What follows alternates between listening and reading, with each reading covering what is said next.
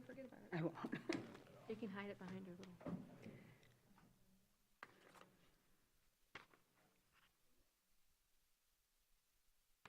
All right, I will call to order this study session of Monday, July 8th. And can everyone please rise for the Pledge of Allegiance?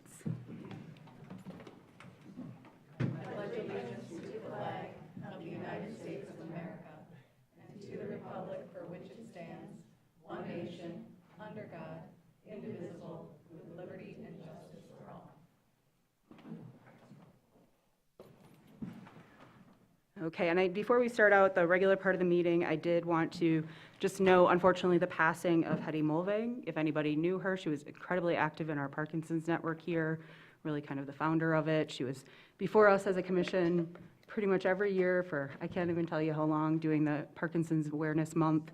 And I was privileged to be invited to one of her many 95th birthday celebrations this year, which is a great accomplishment. I'm glad she got to have some wonderful parties for that. And just wanted to let people know that there will be a memorial service for her on Monday, a week from today, at the Haggerty Center at 1 p.m. So if anybody would like to pay tribute to a really amazing woman we had in our community, please do, and also send thoughts and prayers to her family and her great network that she built. And with that, we can start our meeting, and I believe I will go to the city manager if you have anything you wanted to announce. No announcements this evening. And to the city clerk. Yes, just a few meetings to announce for this week, the week of July 8th, 2024. The Election Commission will meet on Tuesday, July 9th at 2 p.m. in the second floor conference room. The City and Garfield Township Recreational Authority will meet on Wednesday, July 10th. That's at 7 p.m. at the Botanic Garden Visitor Center, which is at 1490 Red Drive. The Act 345 Retirement System Board meeting will be on Thursday, July 11th. That's at noon in the training room on the second floor of the Governmental Center. Just a few community updates. The Michigan Department of Transportation, of course, started segment 2 of the Grandview Parkway project that began today, July 8th and 4. Up until, I should say, Friday, July 12th, the crews will be working 24/7. And more information regarding the MDOT's project, including pedestrian detour maps, can be found on the city's website under projects. And then I mentioned recently, but just want to remind folks that the first large mailing of absentee ballots for the August 2024 primary election went out on Friday, June 29th. And of course, we want to remind folks that it's a partisan primary, so they cannot split their ticket. In other words, they can't vote in more than one party, and if they do, then none of their votes in that partisan section will count. If people make that mistake, we're happy to issue them a replacement ballot, and many people do, and we're happy to accommodate that. And then just a couple of miscellaneous things. I just want to mention again, as I do occasionally, that the city issues a weekly e-newsletter called the Bay Brief that covers the latest scoop on city initiatives and programs, and folks can sign up for that on our website. We're also hiring for a number of full-time, part-time, and seasonal positions, and information regarding those is at traversitymi.gov/jobs. And then just lastly, please remember to speak into your microphone so those listening can hear you, and that's all that I've got. Thank you so much. And since this is a study session, we do not have a consent calendar, so we will just roll right in to our topics for discussion. And we'll start with the discussion on the Master Plan and Mobility Action Plan. And I'll have Liz start it off, but Sean will really be running this. Thank you, Mayor Shamro. Thank you for being here tonight for our study session. We have our planning director here, Sean Winter, and the planning chair, Debbie Hershey, to get this session going. And I just want to welcome them and thank them for being here tonight. And then I'm not sure who was going first, Sean or? Yeah, I'm going to go ahead and run through the presentation. Sure. So, okay. Yep, Thank you very much. Yep. Again, Sean Winter, City Planning Director. I'm joined tonight by our Planning Commission Chair, Debbie Hershey, and our Vice Chair, Anna Deturi, both of whom played very active leadership roles in this process. So we'll get into it. So an overview, this process of rewriting the master plan and creating the mobility action plan started approximately 2 years ago. We created 2 separate leadership teams. Both of these individuals served on those. I'd like to also thank Commissioner Treadwell and Commissioner Stanley for their role on each of those leadership teams as well. Those leadership teams were used to guide the process, provide feedback, review the content as it was created. And it consisted of city commissioners, planning commissioners, citizens, stakeholders, and city staff. Throughout the process, we did hold multiple joint meetings with the Planning Commission and the City Commission. We aim to do so quarterly, which we did for a while. We went into a quiet period last year, but we resumed those, I think it was in February this year. We had another joint meeting to kind of kick off where we were. So the Planning Commission finished their review in May of this year. So they had 5 consecutive meetings where they reviewed each of these chapters, as they are the owners of these plans. And then they voted in May to send it to the City Commission to distribute the draft, which the Commission did in June. So we are currently in the 63-day public review period. So the next steps today, we will be going over the supplemental portion of the master plan. July 22nd, I believe that's right, Benjamin? Yes. Okay, yep, we'll be having the Mobility Action Plan subtopic review. August 12th, we will be going over the prescriptive portion of the plan, what we call the magazine portion, and that's really the section that guides decision-making on land use related topics. July 18th, we have an open house, as well as a public comment period we're working on now. We are working with our consultants to create a survey to gather input for both attendees at the open house and those that cannot attend. Therefore, no one's at a disadvantage, and we have one source where all the feedback is consolidated for review. The Planning Commission will hold their public hearing in August, where they can vote to approve it. Again, it takes 2/3 of the Planning Commission to approve it. The City Commission is not required by law to approve it, but through ordinance, which is allowed, they have exercised that right. So a simple majority will be required by them, which is anticipated to come back in September. So it's the Michigan Planning Enabling Act, the piece of legislation that gives us the authority to even plan our community. So we have to follow the rules and guidelines laid out in that act. Master plan is required if a community is to have zoning. This act also provides the process, the responsibilities of different parties, the content, how it's supposed to be kind of laid out, and the purpose of a master plan. And based on this legislation, a master plan is intentionally high level. We often say it's a 30,000-foot look at all the interconnected land use systems in the city. But the legislation recognizes that that is a bit of a shortcoming, because communities may have areas where they want to focus into a greater depth. So therefore, the act also allows sub-area or subtopic plans, which we are also working on jointly, which is the Mobility Action Plan, where we took a deeper dive on a specific topic. The city has done this in the past with the Corridors Master Plan, the Bayfront Plan, Lower Boardman Unified Plan, the Envision 8th Street, so this is nothing too new. But the way we've structured the plan is we'll be able to incorporate additional sub-area or subtopic plans in the future into the master plan, giving them the full weight. So some examples may include a sustainability and resiliency plan or some sort of climate action plan, as these have been expressed as priorities of the City Commission and the Planning Commission. And we hired our deputy planner / sustainability coordinator, taking on that role was part of the job description. So we are getting poised to work on that, and we can revisit that discussion later on. So tonight we're looking at the supplemental portion. A master plan really should be a compendium of information on your community. So we have created that in probably a more thorough way than the city ever has before. This is approximately, I think, about a 600-page document, 400 pages, somewhere in there, but it's very, very in-depth. But this isn't really the guiding port. This is more the information, the context of our community, from which the prescriptive portion, which we'll review in August, is based off of. So again, it establishes the baseline of existing conditions. It is very graphic heavy. So although it has a lot of pages, when you flip through it, you'll notice that it's a lot of maps, a lot of imagery, a lot of tables and things like that. And we really try to make the master plan user-friendly for most people. So it's been broken down into different chapters. Each chapter represents a different land use topic. So if you were just interested on housing or natural resources, you could go to that specific topic and get a baseline understanding of where that is in the city. In our RFP, let me back up with how it's structured. Each chapter starts with a high-level summary of key points, so a little kind of overview at the beginning, and it is summarized at the end of each chapter with key considerations for future reference. Because again, although a master plan has a 20-year vision, we are looking at a 5-year action plan. What can we realistically work on in 5 years? And since the Planning Enabling Act requires us to review our plan in 5 years, we will take those considerations that are at the end of each chapter and review those and see where we can go next based on what we've accomplished so far. So in our RFP for this project, we called out 2 things that we wanted to weave throughout the document, and that is diversity, equity, and inclusion, which you will see call-out boxes in blue, tying the topic at hand to that issue, as well as climate change. So those boxes are in green. So when you see those throughout the document, that's where it's drawing those connections. So with that, I'm going to quickly go through each of these chapters. So we begin chapter 1 with demographics. Our population is growing. This whole region is growing, one of the few regions in the state that is growing. We're not growing as fast as some of our neighboring jurisdictions, but some of them have more land to grow, and we're seeing that, like in Garfield Township. But as we grow, we're also becoming an older population. So we're now approximately 30% 60 years or older in our community.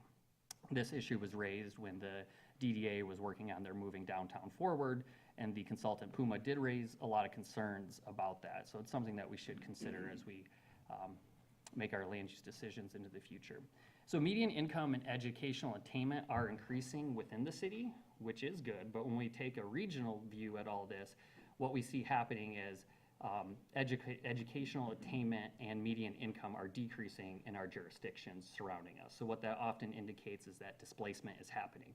When I was at the CNU conference, the topic of gentrification was discussed a lot, and they were very clear, like, gentrification is happening. What are you going to do to help people from getting displaced, rather than what are we going to do to prevent it?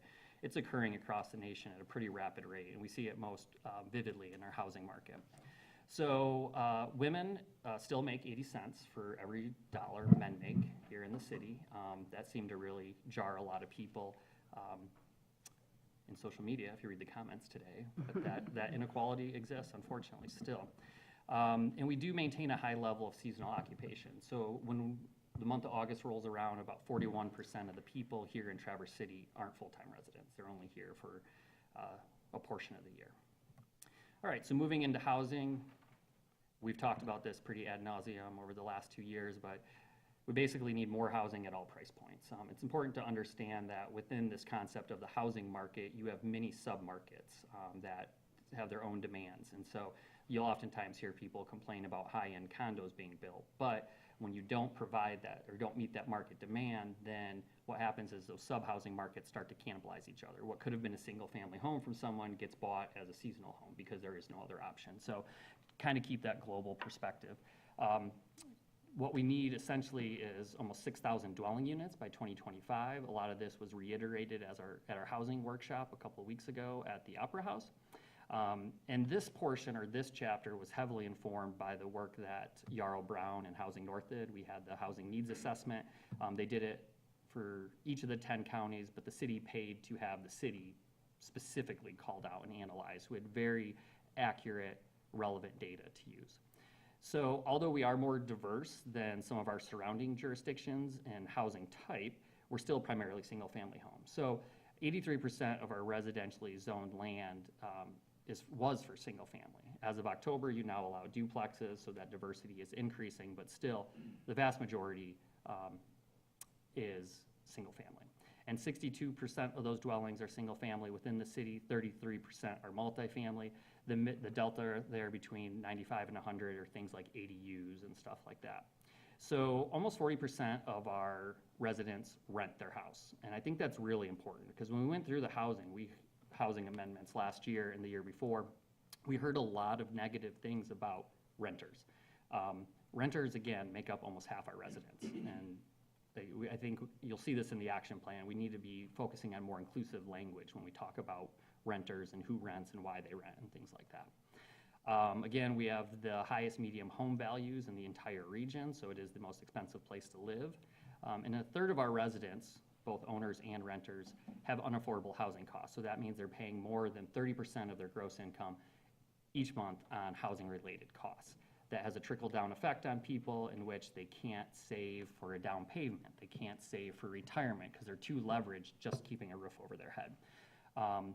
And when people are in that situation, that's often when they find themselves one broken down car away from not making it to work, to losing their job, to not making their rent, to being in a very bad situation. So something to keep in mind again. All right, we did something you don't typically see in master plans, but we took a deeper dive into each of the neighborhoods. So for the purpose of the planning process, we divided the city into 29 kind of residential neighborhoods. These weren't formal neighborhoods by any means, just kind of based on the geographies of each of them. So we conducted 16 listening sessions for those neighborhood associations over a 3-day period. So it was us bouncing for 3 days from one meeting to another meeting to another meeting. And in some cases, we put multiple neighborhoods in one meeting place. Some were lightly attended, where you had one person, 3 people. Some were 30 people. So a lot of different degrees of participation in that. And we asked each of the neighborhoods as we went through this process, what would you like to see preserved, enhanced, and transformed? Because the reality is all communities change. There is no static state to a community. But when we talk about change, that doesn't have to mean full-scale change where you throw the baby out with the bathtub. The discussion on change should also include what are the aspects you want to preserve about your neighborhood if change is going to occur in the future. So across all the different neighborhoods, under the topic of preserve, we found people want to preserve the quiet environment, green space and park, safety, walkability, proximity to amenities, different housing styles, public art, and the social connections that the neighborhoods provide. What they want to see enhanced is access to transportation, pedestrian and bicycle infrastructure, upgrades to parks, sidewalk repairs, short-term rental regulations, which is something the Planning Commission has taken on this year, street lighting, traffic calming, support for the unhoused population, and neighborhood-scale businesses. And as far as transform, they want to see changes to the traffic flow, better utilization of unused vacant lots, as well as unnecessary surface parking lots, too few public spaces, and too few crosswalks. If you look in the plan, it goes into much greater detail about the nuanced differences for each of these different communities or neighborhoods that we interacted with. So next topic is transportation and mobility. So this takes a high-level overview of all modes and aspects of the transportation network. So this includes the city's existing transportation-related plans, the street network classification based on the national classification system, parking, rail, air travel, public transit, ride sharing, which is not used too much here in our city, non-motorized transportation and safety. Key things to pull away from that chapter is that parking occupies 15% of our land area downtown, outside of the right-of-way. We have a newly formed NPO, which will force regional planning and collaboration on transportation in order to be eligible for federal transportation funding administered through the state. But more detailed content on this topic is available in the Mobility Action Plan, which we'll go over in 2 weeks. The next chapter is on infrastructure and energy. So it does identify that we have an aging water and wastewater system or systems that require maintenance, prioritization, and funding. The City Commission took the lead on that just a couple weeks ago with the wastewater treatment plant upgrades. And I just want to hit again, our regional wastewater treatment plant is only at 50% capacity. It's not anywhere near being at capacity. So there's plenty of capacity in our wastewater treatment plant. Green infrastructure is recommended for stormwater throughout this planning process, but it does note that it requires adequate funding and staffing before implementation. The City Commission has been reviewing some of this. I know there was an ad hoc exploring a stormwater utility. As far as I understand, that effort's been abandoned, looking at the Drain Commission as a possible option. But until the state enables legislation, we don't really have a very viable path forward for funding stormwater improvements. It also talks about TCLP being on track to being fully sourced by renewables by the year 2040. And if you haven't checked it out, TCLP has some very progressive programs out there to help reduce energy consumption, carbon emissions, and consumer costs. So I know they have the green rate. I hear Tim talk about it a lot. I'm not very familiar with the green rate. At our house, we are time of use pilot participants. So if you're not familiar with it, check it out. If you don't use a lot of power between 11 a.m. and 4 p.m. each day, you will save a lot of money on your electric bill by being part of that program. So something to look into. They're really taking a great lead, and I'm super pleased to have them as partners. So, Chapter 6 looks at our existing land use. So it's a summary of how land is developed and utilized in the city currently. So residential use is about 37%, commercial about 17%, industrial less than 4%. So one thing to note is 43% of our city is tax exempt. Having a high percent of tax exempt uses in a city is not uncommon. That is where you'll typically find a lot of these uses, such as TCAPS being headquartered here, the schools that they operate, Munson, city and county government, all of the 32 parks that we have are right-of-ways from our street, as well as churches and religious institutions. So These are regional attractions though, but you know, they do utilize services without providing taxes for that infrastructure. About 2% of the city is vacant. We talked about that quite a bit in our housing reform discussions. So we have less than 100 acres, and about 78 acres of that is commercial, that is vacant. So not a lot of commercial land either. So with that, much of development in the future is going to be infill or redevelopment. So Chapter 7 looks at sustainability, resiliency, and natural systems. So climate change is and will continue to impact the region. It is anticipated that the upper Midwest, especially around the Great Lakes, will be the location of a lot of climate migration. Anecdotally, the last year, just living around my house, I've met 3 different households that have moved here from the West, either because of excessive wildfires, lack of water in the area, and so we're starting to see that happen already. Wetlands are very important. They serve a strong ecological function for protecting water quality, so therefore it's important that we protect them. We do not have a lot of wetlands in the city, but those that we do are critical. We need continued support to strengthen the city's tree canopy. I want to give a shout out to Michelle Hunt, the Parks and Recreation Superintendent, and her staff and partners who planted, I believe it was 3,200 trees and saplings last year alone, and they keep doing this every spring and fall. So it's a really impressive program that they're operating. Climate Action Plan, the city kind of did one internally about 15 years ago. It's pretty light. It would need to be updated, I think probably rewritten with some expert consultants on hand.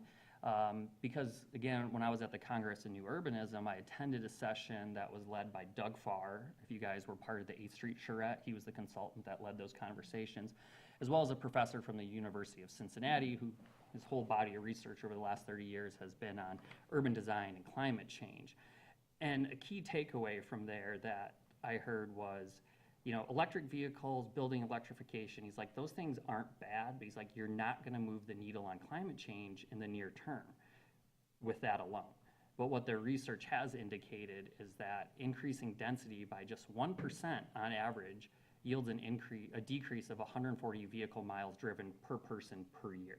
Now you gotta keep in mind that transportation is the 2nd largest contributor to anthropogenic carbon into the atmosphere.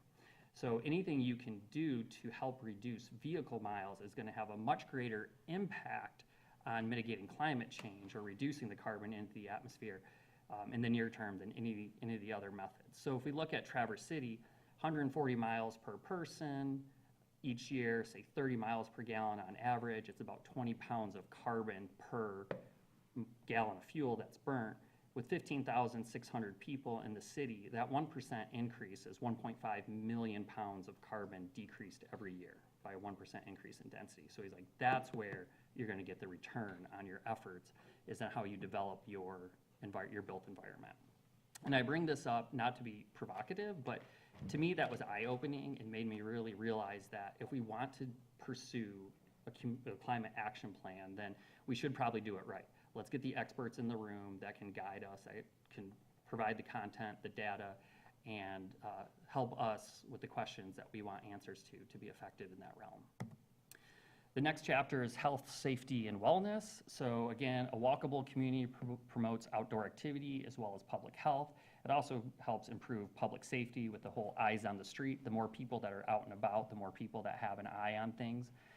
We are the regional center for healthcare. Most people know that. One thing that was identified through our leadership team is that we could benefit by allowing health-related uses in more areas to promote accessibility. Most of them are concentrated over by Munson or over on Munson Avenue on the east side of the city. Outside of that, we don't have a lot of healthcare providers, so therefore people that maybe are walking by choice or necessity, they may be limited in access to healthcare. Some of the wellness barriers identified through the research is that 36% of our households with incomes greater than 70, I believe that's supposed to be, I apologize, less than 75,000 do not have health insurance. So that's over 1/3 of the population here in the city. 20% of those aged 26 to 34 do not have insurance, with 25 being the cutoff of which you can't be on your parents' insurance anymore. And about 12% of county residents, in which we are included, but this data is only provided at the county level, experience food insecurity in 2020, which is the most accurate year that we have data for. So methods to address food insecurity that are called out are community gardens, free school breakfasts and lunches, which the governor implemented this last year. I don't know how long that'll be sticking around, but that was nice because it was for all students regardless of income. Just every student got a free breakfast and lunch this year at TCAPS. Food education initiatives, urban agriculture, and zoning reform to allow food retail in or near residential neighborhoods. And that's one thing that we did here, that when we went through the preserve, enhance, transform, the enhance is people are saying we would like more neighborhood scale retail for everyday needs within walking distance of where we live. Chapter 9 looks at arts, culture, and recreation. So Traverse City has a robust arts landscape. Numerous institutions call Traverse City home and support the region in their artistic endeavors. The city supports this through the Traverse City Arts Commission and the Public Art Program, which every year, and I thank Harry for his involvement as the staff liaison to that, but every year it's growing and growing, which is nice to see. This chapter recognizes the city's commitment to preserving, recognizing, and celebrating the area's indigenous culture, but of course there's always more work that can be done in that regard, and provides an overview of the city's parks and recreational spaces. Now, I do want to point out that the master plan is a little light on Parks and Rec because we have a separate Parks and Rec plan. That's required by the DNR if you want to be eligible for any funding. Now, you have to update it every 5 years, and it's very prescriptive. So since they're only doing it, or they have to do it every 5 years, most communities just check the boxes that the DNR requires. So again, I want to commend Michelle Hunt. She included in her budget for this year funding for a very robust Parks and Rec plan that I think is going to be very helpful for the community, because she wants to look at things such as programming and operations more than just maintaining the parks, how we can better serve the community with our park assets. Chapter 10 has a lot of data, so I think I have 2 slides on this, maybe 3, but it's on economic development. So we are the regional economic and employment hub, so on a daily basis, we have about 25,000 people working in the city, so that's 10,000 more than our population. And of course, not everyone in our population works. So about 90% of the workforce in the city commutes from outside the city. We have about 3,400 city residents that commute outside of the city for work, so they're doing the reverse commute, and they have the better commute times. And 4% of Traverse City workers work from home completely. Now, most of us are maybe a little shocked by that number, but this is only capturing those that completely work from home, not hybrid workers that choose a few days. So like none of us in city staff who may occasionally have to work from home for whatever reason would be included in that data point. So our top industries include hospitals, finance, insurance, and real estate, as well as physicians. Our top exports, and these are kind of surprising to me, but semiconductor manufacturing, wineries, textiles, manufacturing of small arms, ordnances, and accessories, motor and generator manufacturing. Now, how they calculate that, it's called a local quotient, and there's a formula that you use. And so your top exporting industries are those where you are, in your community, producing more of that good than your community can consume. So you're exporting it, and that's bringing dollars then back into your community. So that's what we mean by an export. Our growth industries that are experiencing an increase in the last 10 years include hospitals and restaurants. Our emerging industries are real estate, architecture, and engineering. Our mature industries that have been strong for some time but maybe reaching a plateau include retail and oil and gas extraction. And our declining industries are insurance and nursing. So we did a design workshop for community preferences for the redevelopment of 14th and Garfield for many locations along Garfield. So this was a visual preference workshop. So we showed a bunch of different building designs, elements, things like that. And we asked people to vote on what they liked, what they didn't like, what they'd like to see more of. And that's all captured in there. And then as part of our plan, we needed a minimum of 3 priority redevelopment sites. And part of that is to reach our redevelopment ready certification status. We have to identify these sites. So part of the proposal from Beckett and Rader was to use this artist, Robin Fry, that they use frequently to create renderings of these properties.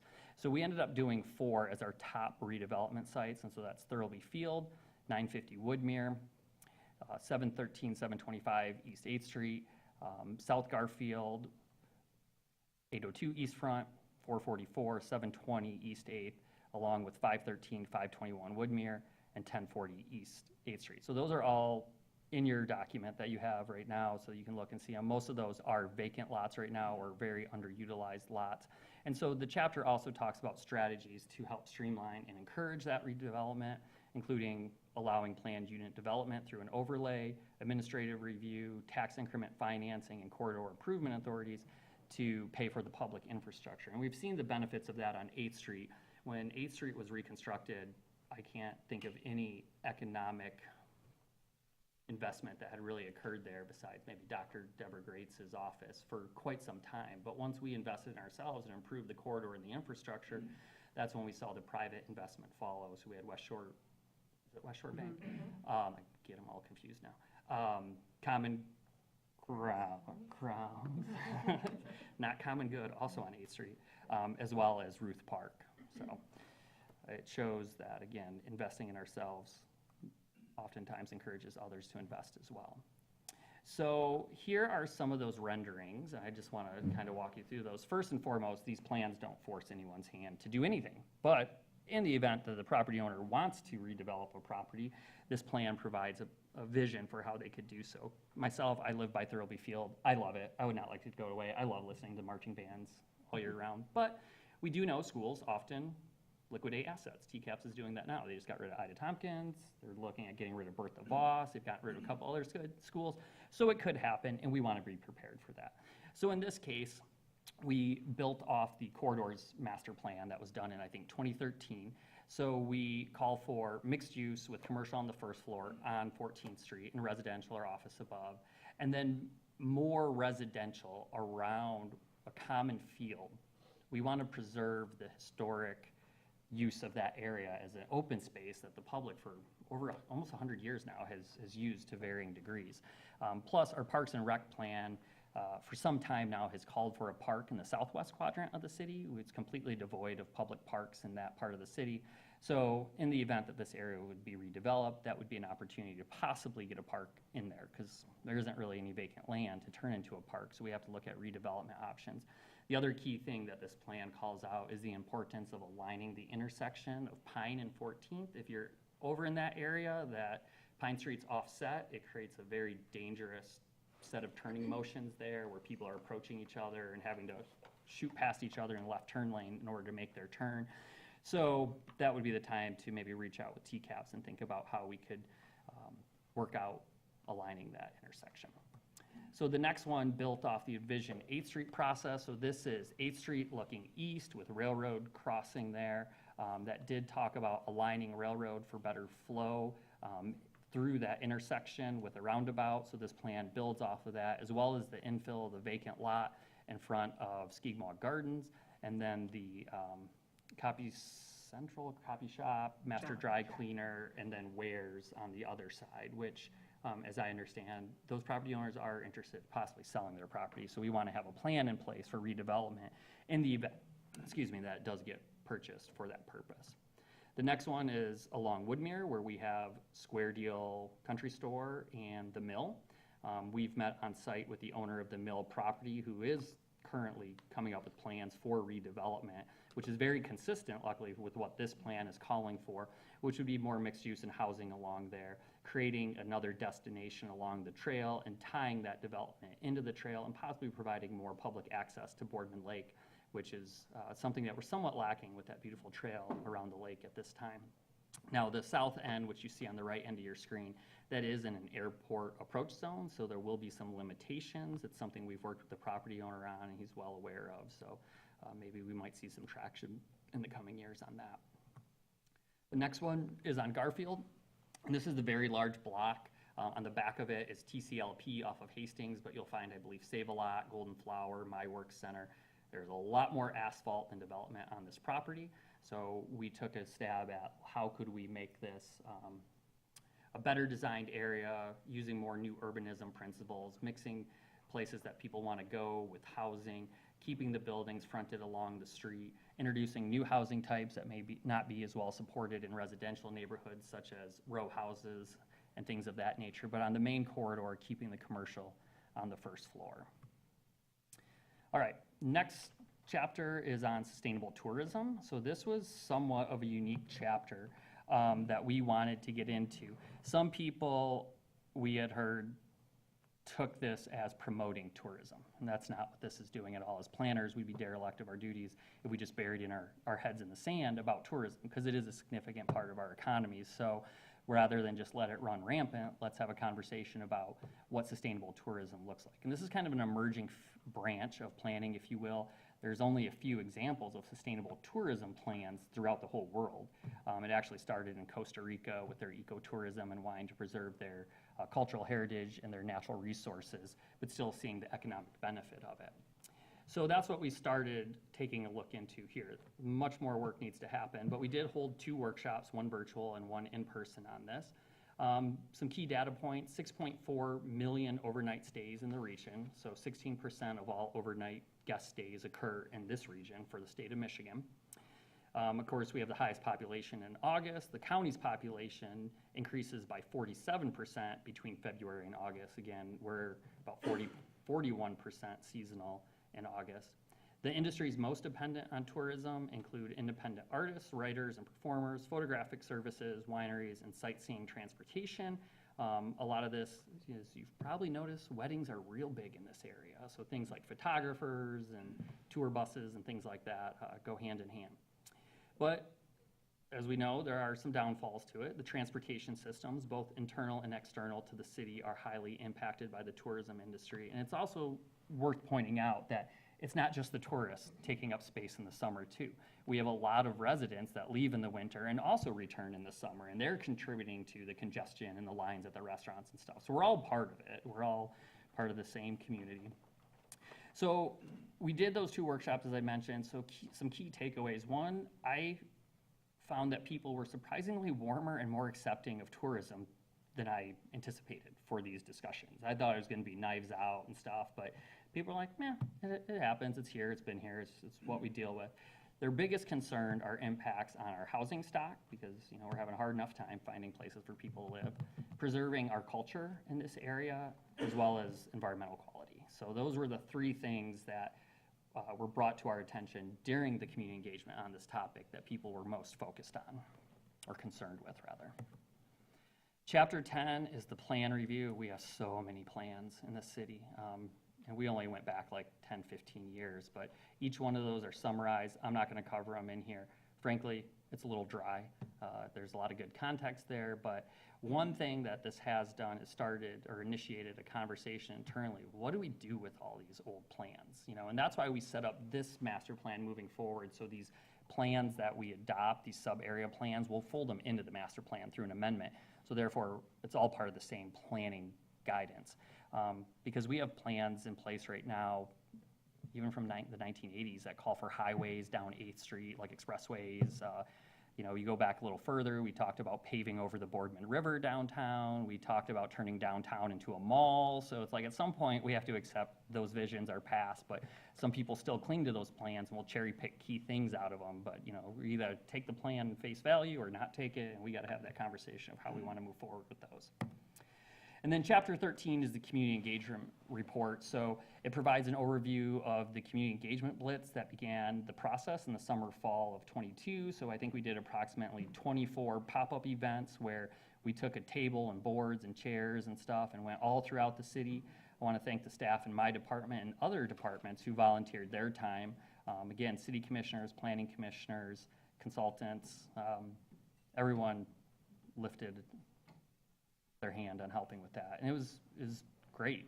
We had a lot of conversations with people and were able to inform a lot of people about what a master plan is, who I frankly feel wouldn't engage in the process because they had no idea. Again, I've shared with you, they thought we were a bunch of conspiracy theorists that wanted to talk to them about a grand master plan. So, they are kind of triggering words if you put them together and don't know what they stand for. But within there, we have summaries for each of the different components of the community engagement. So again, each of our workshops that we held throughout, our stakeholder meetings that we had at the beginning, we went back to the stakeholders when we started our action plan. We took the draft back to them again. We have the survey results. The raw data from the free response questions are provided for transparency. We use this information to establish the 6 guiding principles that you'll see at the beginning of the action plan or the magazine portion. Then we sent those back out to the public to see if we had them correct. We got responses and feedback on them, and then we adjusted them accordingly. Those 6 guiding principles that summarize the community engagement essentially were used then to guide the rest of the planning process. So I think that ends it for the supplemental portion. So our next steps, as I mentioned at the beginning, July 22nd, we'll go over the Mobility Action Plan component review. Thursday, July 18th is our public open house. It will be here at the Governmental Center. We're gonna set it up in the basement, so both plan documents will have information down there, and people can circulate between them. It's gonna be between 12 p.m. and 8 p.m. Planning commissioners will be on hand, as well as staff and consultants. There is no presentation, it's an open house, so come when you're available. If you wanna come on your lunch break, on your way home from work, bring some of your coworkers down, it'd be great to get some feedback. Again, August 12th, we'll review the magazine or prescriptive portion with the City Commission. August, September is when we'll hold a public hearing with the Planning Commission for their adoption and then send it to the City Commission. And as we move through this process, one thing we would ask is that this is a plan that has been created through consensus. So of course, we can all point to something that we don't like because it is consensus. So moving forward though, if the City Commission has edits that they would like, we would like those submitted to the Planning Commission by consensus. If each commissioner just says, I want this change, I want that change, I want this change, it's hard to get direction from this body. So a conversation at some point from this body would be helpful in that regard. And that's it. Till the 22nd.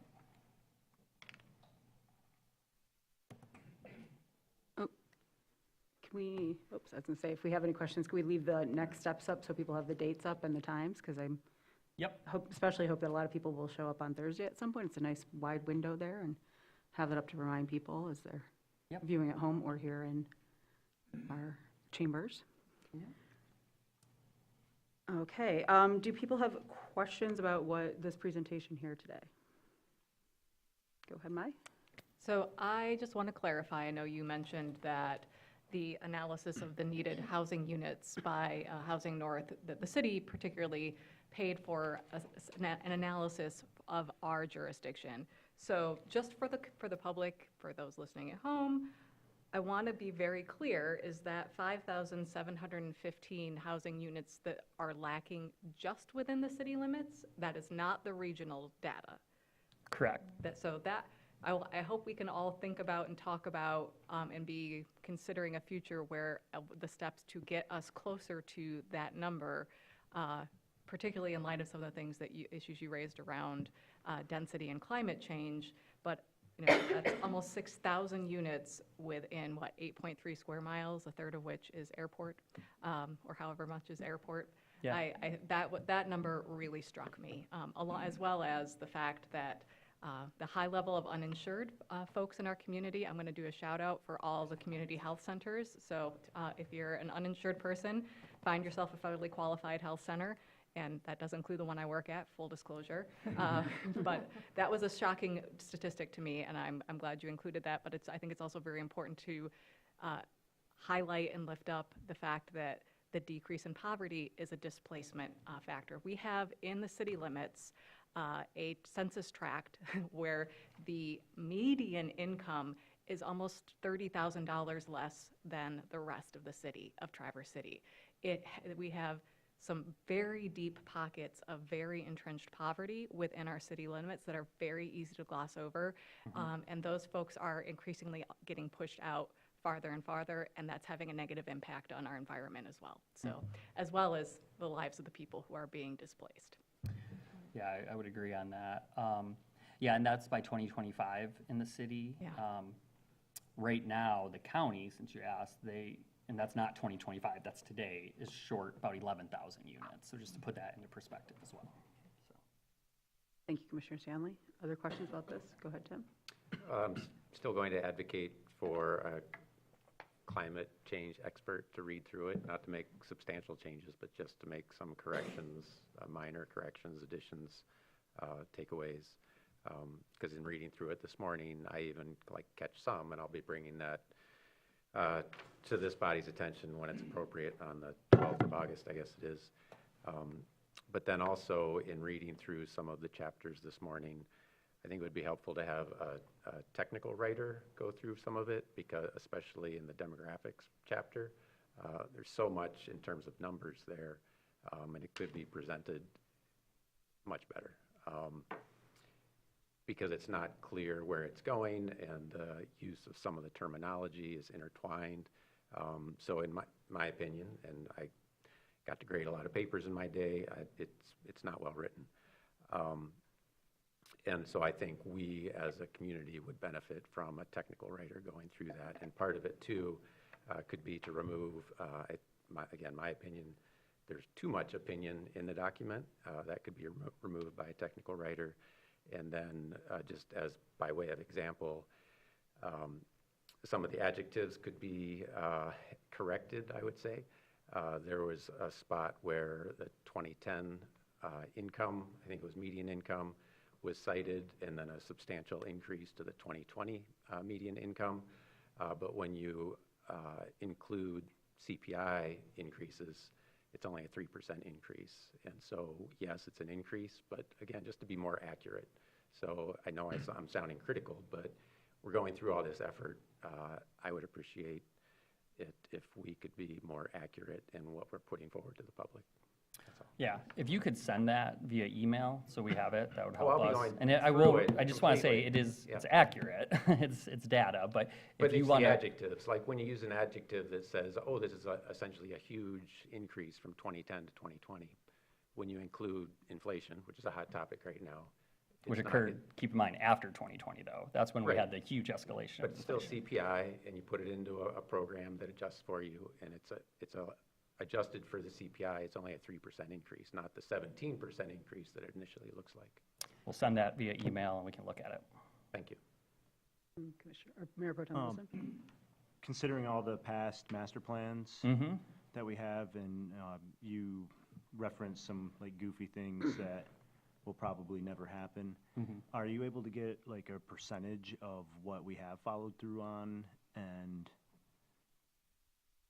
perhaps have that shown to the public so that it can get a reasonable understanding of what this one might do in the next couple decades? Yeah, I'm thinking about that. We could take a look at that. Like, I will say one thing different from this master plan from the current one that we're operating under is it doesn't have an action plan. It doesn't state you should do this, this, this, and this to achieve that. So that was the different turn that we took this time, being a little more specific. So there really aren't metrics to compare, I guess, in the first one, or the current master plan. The other ones we could look Okay. at. Well, the reason why is because like we've seen people who like look at the document like this is like the end all be all, and we must follow everything. And then I've served on other governing bodies where they've just kind of brushed it off as a grant that we've got in the past, and it's just a cool concept, but put it in a drawer and forget about it. Yeah, yes, definitely. I'm very well aware of that approach to planning, which is why we took a 5-year action plan so that we can be a little more accountable and not be so overwhelmed that it sits on a shelf, but keep it manageable. So, but you raise a good point. This is a plan. This is not a legally binding document. This is a plan for making decisions. Adopting this plan does not change anything with zoning. It does not. All of that has to be vetted through a separate process of implementation after this plan, which then gets approved by this body. So there's more work to come after this plan, but that's actually the exciting work in my mind. Like, we got the plan, now let's make a difference. Thank you. Yeah. Other questions about the presentation? Go ahead, Jackie. I have several rather global questions. Maybe I'll take them one at a time and give other people a chance to chime in with their questions. My first question, Mr. Winter, I know you're rightfully proud of the efforts that were made to engage the Traverse City community in the master planning process. On page 331 of this draft, you listed contacts with over 30,000 community members, plus 89 stakeholders that seem to represent 21 different organizations, all giving their input within this 4-month period between August and November of 2022. My question is, how did you use that input to drive the recommendations in this master plan supplement. I know your commentary about the guiding principles was interesting, and we'll, of course, be reviewing those at, I think, one of next month's meetings. But where in this draft do you think the voice of the community is most reflected? And I wondered about how did you choose to analyze and apply the community feedback, such as the 66 pages of verbatim comments that were found on pages 407 to 473 of the draft. Yeah, so this supplemental portion does not incorporate much of that. This is more of a research compendium of information. If you read through it, it's a lot of data pulled from the census and different state documents and things like that. So it's really more reflected in the action plan of the magazine portion that we'll be reviewing in August. So we took the feedback that we heard from the public, and we began as staff creating action items that were also guided by some of the city commission's strategic planning elements. We took that, then we took it back out to the stakeholders. If you can imagine, that list grew tremendously because every stakeholder meeting we had added about 10 more things to the list. We then took that list and started consolidating it where things were similar. We put the different items into a single action item, just reworded them. Then we took it back to our leadership team that worked on this. They reviewed it, provided input and edits. We made those, we took it back to the leadership team again, and then they signed off on it. So that's really the gist of a lot of how that was used. And then throughout that community engagement report, you'll see various summaries on survey results and things like that were used to guide us. And then throughout this process, as I mentioned, we kept taking things back to the public through workshops and surveys so people could comment on what we thought we heard from them to just decide, let us know whether we got them right or not. And so those circling back, the loops back with the community, are those reflected in the community engagement chapter? Yeah, I believe so, yeah. Maybe you could email me with some page citations for that. Yeah, 'cause yeah, we could- I didn't notice them there. Well, let's set up a time where you can come in and we'll walk through it together and go through it. Because that was a report that was written over a year ago at this point. So happy to sit down with you and review that. Great, that'll be good. I know I've been trying to get some of that information for months now.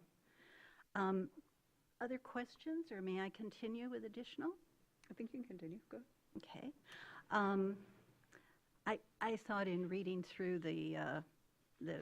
this section of the plan that a really important part of your community engagement process was when you asked community members what they thought should be either preserved, enhanced, or transformed in their neighborhoods. And I am wondering what evidence you have that would help us understand that our community actually supports some of the transformative land use that is visualized within this plan. Dedicating Thurlby Field to high-density housing, adapting residential areas to commercial or mixed use, installing a roundabout at the 8th Railroad and Woodmere intersection. Where is our evidence of community support? I mean, a lot of it came through, and Debbie was with us. I mean, this came from direct words from residents that we met with on our neighborhood listening sessions when we toured the city for 3 days and had these meetings again and again and again. Yeah, I guess you have a long, large, broad collection of verbatim comments, but I have not seen any real analysis to suss out the themes and the consensus that might be found within that verbatim commentary. So I'm hoping we might be able to do something with that. Can I ask a really quick question to follow up, or to tie in Yeah. with that? The verbatim, and help me, because I'm trying to remember from the last time this presentation was made, the verbatim commentary came from people who filled out forms, et cetera, but if you were at a listening session, people weren't jotting them down and Oh, putting them they where were. are they? They were. We had our consultants with us at every single one. If you want to speak Okay. to it, they wrote it all down. There's a report on it too, consolidating all of this. I guess, Hundreds of sticky notes that we used. All of that was. And then sorry, we- that was my confusion No, on it's that. fine, because then we take that as the staff, and then we create, in our consultants, we do that analysis, and what we present is, this is what we heard from you. And we also did it as a survey, so those that couldn't come to those meetings could also respond, and so we use that data in there. Okay, that's where I think I was confusing myself Yeah. from what I read previously, thank you. Yeah, because Yeah. we knew some, I mean, some neighborhoods, we were there at 10 in the morning. We knew some people can't do there, but just how we had the consultants in town and how we could do it. And we did have a catch-all meeting too, like if you wanted to speak in person and you couldn't come to your neighborhoods, perhaps you'd come to this one. If that didn't work, then we could still use the survey. Great, thank you. And thank my you, Jackie. point is that there are many well-recognized tools for analyzing verbatim comments, and I just haven't seen the results of that kind of analysis yet. So I'm looking forward to that. Anyone else? Or Keep going. I'll- I can Yeah, jump in. go ahead. So I have a number of questions, no, suggestions, recommendations. So this is a huge document. This is 502 pages or something. I don't know who's going to read this. It was interesting, had valuable information in it, but I'm not really sure who's going to read this. And if they do read it, where are they going to go? I think they're going to go to those key point conclusions. If they go anywhere to look at this thing, that's what they're going to look at. And so I feel like sometimes there are assumptions driving an agenda in there, and sometimes I think you're missing important things that would be interesting to developers, because I think if anybody looks at this, it's going to be developers. For example, and this is where I just want to know what you think, because I'd like to make some recommendations, and if you want consensus, then I'm not sure how to proceed. The consensus conversation will happen at a different meeting, so this is just, but you can certainly feel free Okay, to well, go through just some of for your example. questions and ideas. Okay, I'll just give you two examples, because I have the housing, and then the housing is the heaviest one. But I'm going to start in demographics. So it says, after 4 decades of I think this is the top bullet point in the key point conclusions. After 4 decades of slight population decline, Traverse City's population has shown slow growth from 2000 to 22 and is projected to continue to increase slowly. And this is due, I think you could add, to the single-family nature of the majority of homes in Traverse City, the lack of vacant lots in residential areas, and the high cost of homes. Although recent upzoning across residential districts may spur infill housing, duplexes and ADUs. Why wouldn't you use that? Right there, because it's right up front, and if developers do look at this document, they'll see that. Otherwise, it's just kind of gloomy, or perhaps not really true. The data's true. I'll vet Well, the it is data that it increasing, is but true. very slowly, and it Yeah. always has. And developers, again, I mean, just to talk about this document, you're right. I wouldn't pick it up and recreationally read it, and I love planning, but this isn't the plan. That's why we have a separate component that's the plan. This is just community background information. With over 12 years of working in this field, developers don't really look at the master plan. They look at the zoning ordinance. They want to know what they can build today. But this document Planning Commission looks is at that. influencing then the prescriptive document. Yeah, it provides context. So that's why I think it would be important to really have a vision for Traverse City right up front in this document. I'll just give you one other example. It says Traverse City's population is aging, the median age of residents has increased from 42, blah, blah, blah. The portion of Traverse City's population over the age of 60 has also increased, et cetera, et cetera. In fact, the age groups are fairly evenly distributed. You've got 32% that are under 25, you've got 39% from 25 to 54, you've got 29% 59 and above. So that's really interesting, and it's good news. So that's good news.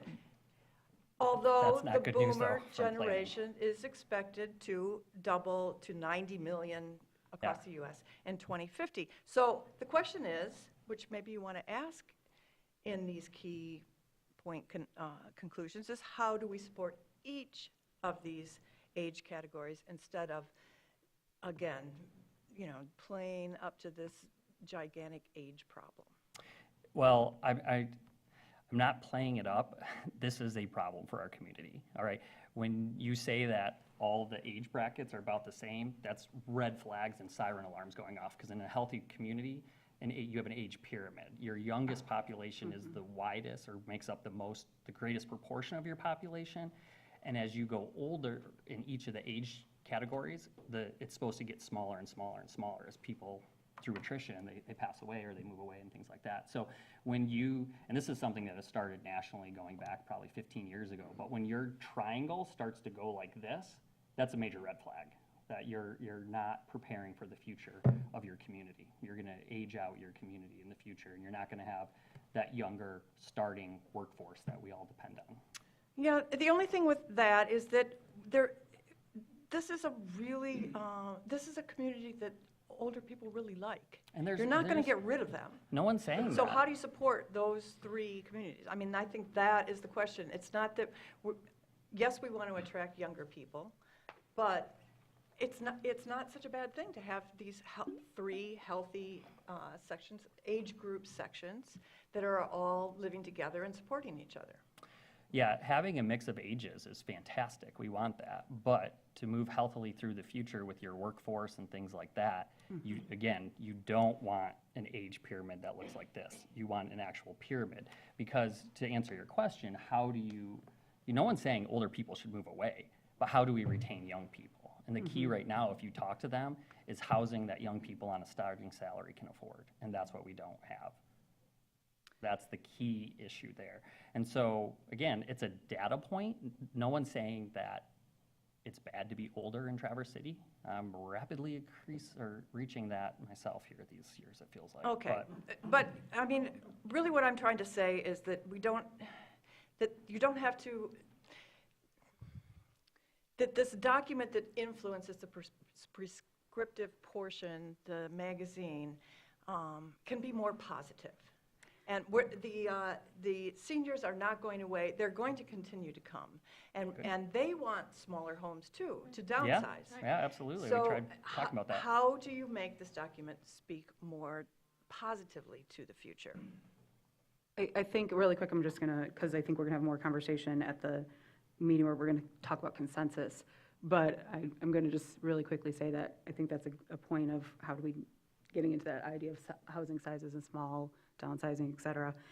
But I also am hearing right now, and again, we'll hash this out later, that you're looking for a positive spin on a lot of information. Tim Warner's looking for a little bit more neutral terminology and descriptions. And I'm not saying you guys are on opposite polar ends, but I think this goes into what we're going to hash out in a couple of meetings from now of getting more to the heart of our consensus between all of us as we have a bigger discussion. Not to stop the discussion right now as we ask questions about this or have some general comments to think about as we move forward, but we will be having one where we are going to dig into it a little bit more in a couple of weeks. So just wanted to remind everybody of that. Go ahead, Jackie. Okay, thank you. It was very notable, the massive scope of this plan, especially when you compare it to some recent master plans for other government entities in our region. Garfield Township has recently completed a new plan with 164 pages. Peninsula Township at 88 pages. East Bay Township at 129 pages. I wondered what was your reasoning for such a broad focus? And along with that, how much has been spent on master plan development, including city budget funds and consulting fees to date? And then how much will be needed in order to finish your master plan?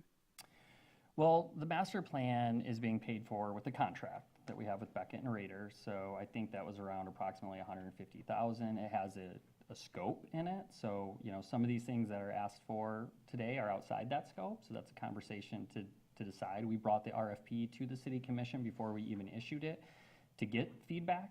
so that we wouldn't be in a situation where we're asking for things at the end of a 2-year process that weren't included in that RFP, because that's what the contract was based off of and what we used to select the firm that we used. So, so that's about 150,000.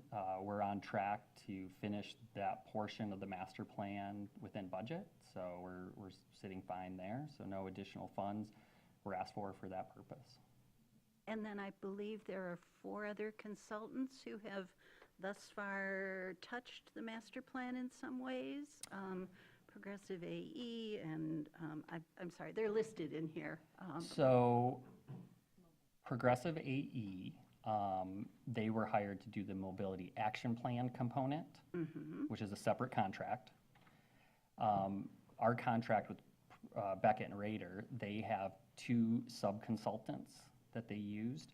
We don't pay them separately. It's part of that contract. So that includes Statecraft, who worked with them as a local resident to help the community engagement. That was what they were hired for. And then to a lesser extent, the firm Blue Orange was hired to pour through the survey data and the information and consolidate that. Okay. So, All right. Yep. And then over, I guess there would so far be 2 fiscal years involved, 21, 22, and 22, 23, or do I have, no, 23, anyway, 24, no, Yes, 22, thank 23, in terms of 23, of 24. planning department budgets, can you help us understand the allocation of funds for this project? So, I mean, I have to probably talk with Treasury on that, but it started in the summer of '22. Right. So we kicked off before the fiscal year changed. I don't think we got an invoice until after the fiscal year changed, so I So believe at that 22, point, 2 23, fiscal years. 23, 24, and then wrapping up this coming fiscal year. Yep. Yeah, I would really appreciate seeing those numbers in terms of your internal budgets that have been allocated to master planning. Yeah, we can talk to Treasury about that. We don't really, Good, thank we're you. not really the department for a lot of Commissioner that. Anderson? Yes. And the mobility action plan piece was paid for by the city, the DDA, and I believe a grant from Rotary Charities, And MEDC. MEDC. So it was not all on the city at that time. Thank you. And so maybe just a summary of sources and uses of funds would be lovely. I have another question. I would like to understand more about the role of the master plan leadership team in developing this specific draft. I have a particular interest in who was chosen for the team and how well you believe the community perspective was represented. When I went through the minutes of the team meetings and noted, who were the members of the team, I saw that it looked like only 3 of the 14 members were neither elected or appointed city officials or city staff or professional planners. And so I have that overarching concern about who sat on the leadership team and how well the community was represented in that. And then also, Well, let's address what one at a was- time. Can we do that? It just makes it easier. Sure. We'll start with that. So we defined the leadership team in the RFP before we even received proposals on it. So we talked with the city management at the time, as well as the DDA, and that's where we came up with that list.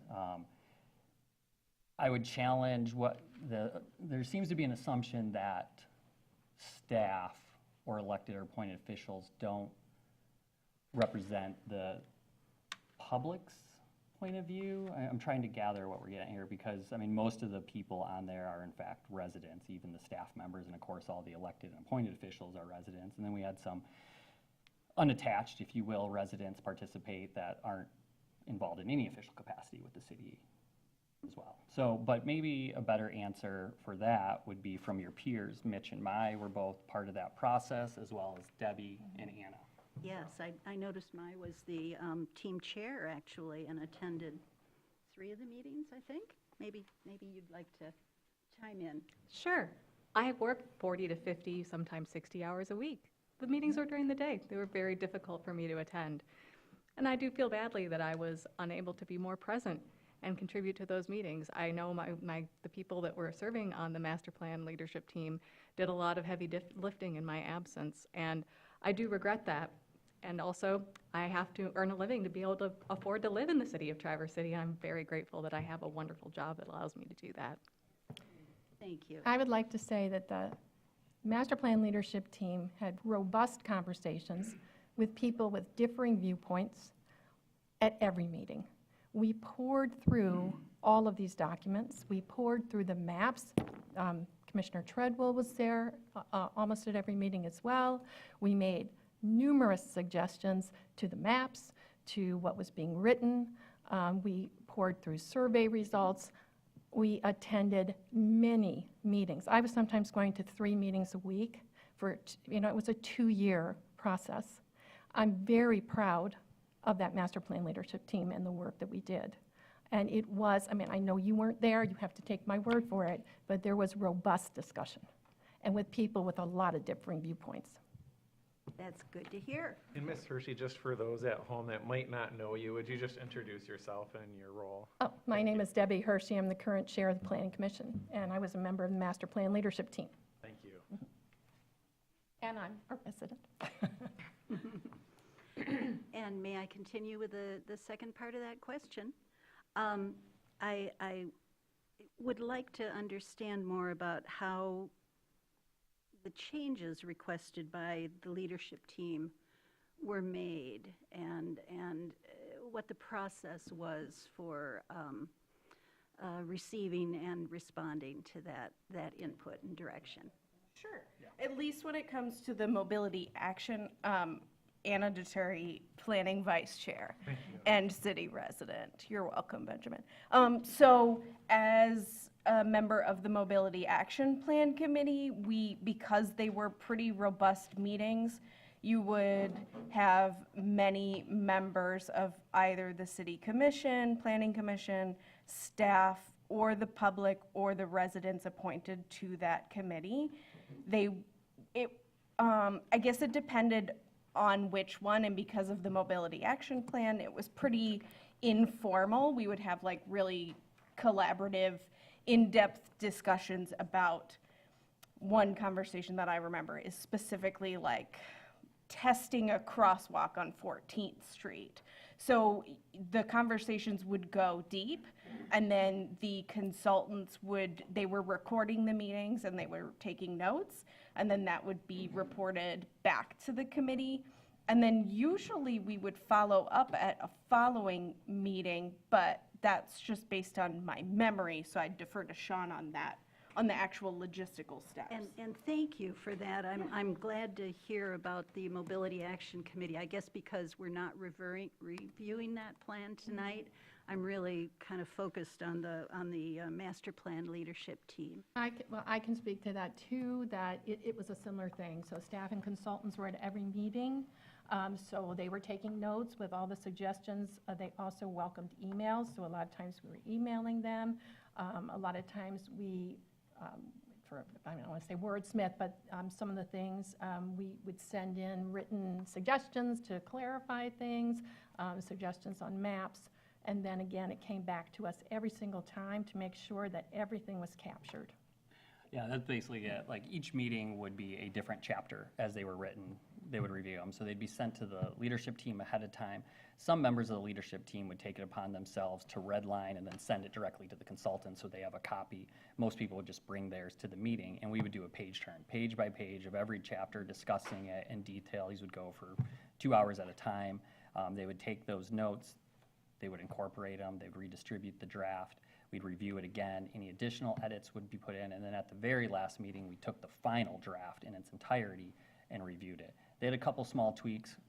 They approved moving it onto the Planning Commission with that incorporation. There were like map adjustments and things like that, and then that went to the Planning Commission. Then we had our consultants at each of the Planning Commission meetings as well. Would it be possible to see some of the documentation of the evolution of the document? Just so I can, sort of see the sort of comments that were received from the team members and how they were incorporated? Yeah, a lot of it, I'll send you anything that we have, but a lot of it was through discussion, sitting around a table, and the Well, consultant at some point, the writing it. document changed, didn't it? Yes, Jackie, it did. And so we Thank can you. send you, again, the first draft, but, some of the things that were handled in discussion and that the consultants were making changes to in real time as we were discussing, I don't have anything that I can provide you with. I can provide you the first draft, and you can cross-reference it with this one all you want, but that's Great. kind of how this process I've been works. trying to do that within the Planning Commission, and frankly, having difficulty seeing the incorporation of the changes, so it's a sensitive issue. Let's see. I have another Yeah, I don't question. remember that. No, I don't remember that. On page 249 in the draft, you're mentioning a corridor improvement authority Correct. as a tool for some of the more transformative changes that are shown in this section of the plan. Could you please tell us more about the application of a corridor improvement authority and how that would happen within the context of this master plan? Yeah, so the master plan wouldn't establish a corridor improvement authority or anything. It talks about it as a tool. It's allowed through the state. It's a piece of legislation to fund infrastructure improvements. It utilizes TIF, so this would be one of those TIF tools that would be potentially up to a vote of the people, because the way that the ballot language is listed, it's all TIFs. So many communities use these to fund like what we did on 8th Street. So you can bond it that way, and then you can use the tax capture that occurs through the redevelopment along the corridor to then pay back the bond for the infrastructure improvements that have been provided. One thing that makes it different, in a community, you can only have one DDA, but you can have multiple corridor improvement authorities. So you could have one for 14th Street. You could have one for Garfield Avenue, and it's a very effective way to fund those type of corridor improvements. So those are the two, to Mark's question earlier, like the corridors master plan called out 5 corridors. 14th and Garfield are the two that haven't been addressed yet. Well, in East Front, we started to address that, but that one's still Okay, good. lingering out there.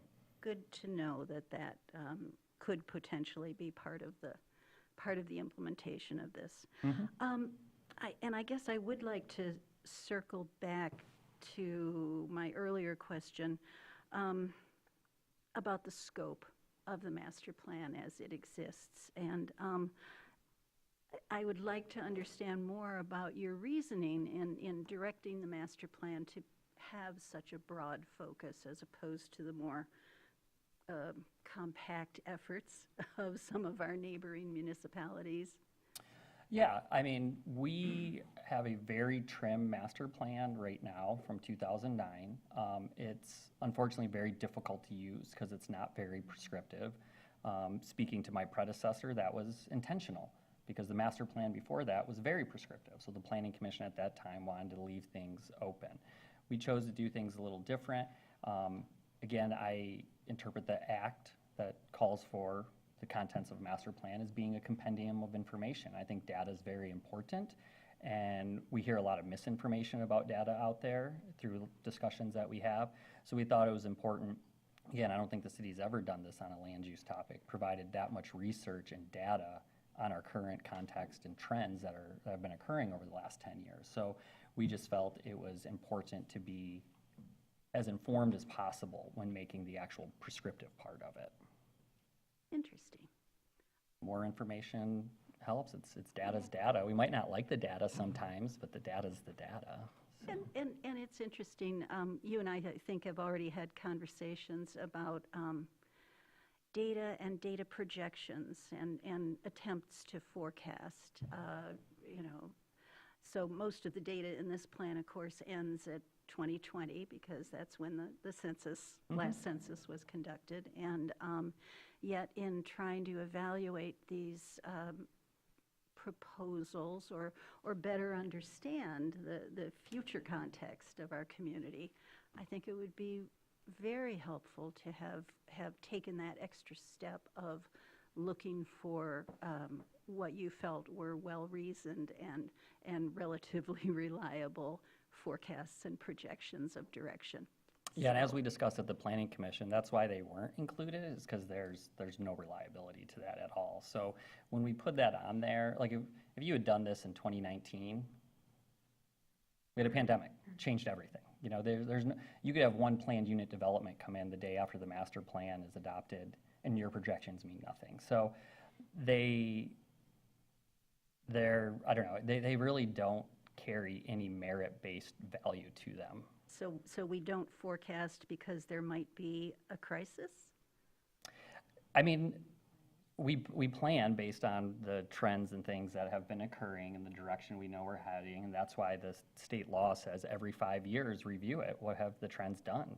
Because we can't predict the future, you know. And so I can slap one in there for you if you want. It'll mean nothing though. I don't know. I mean, the U.S. Census Bureau deals in projections. Many other reliable sources of data deal in projections. I am puzzled by the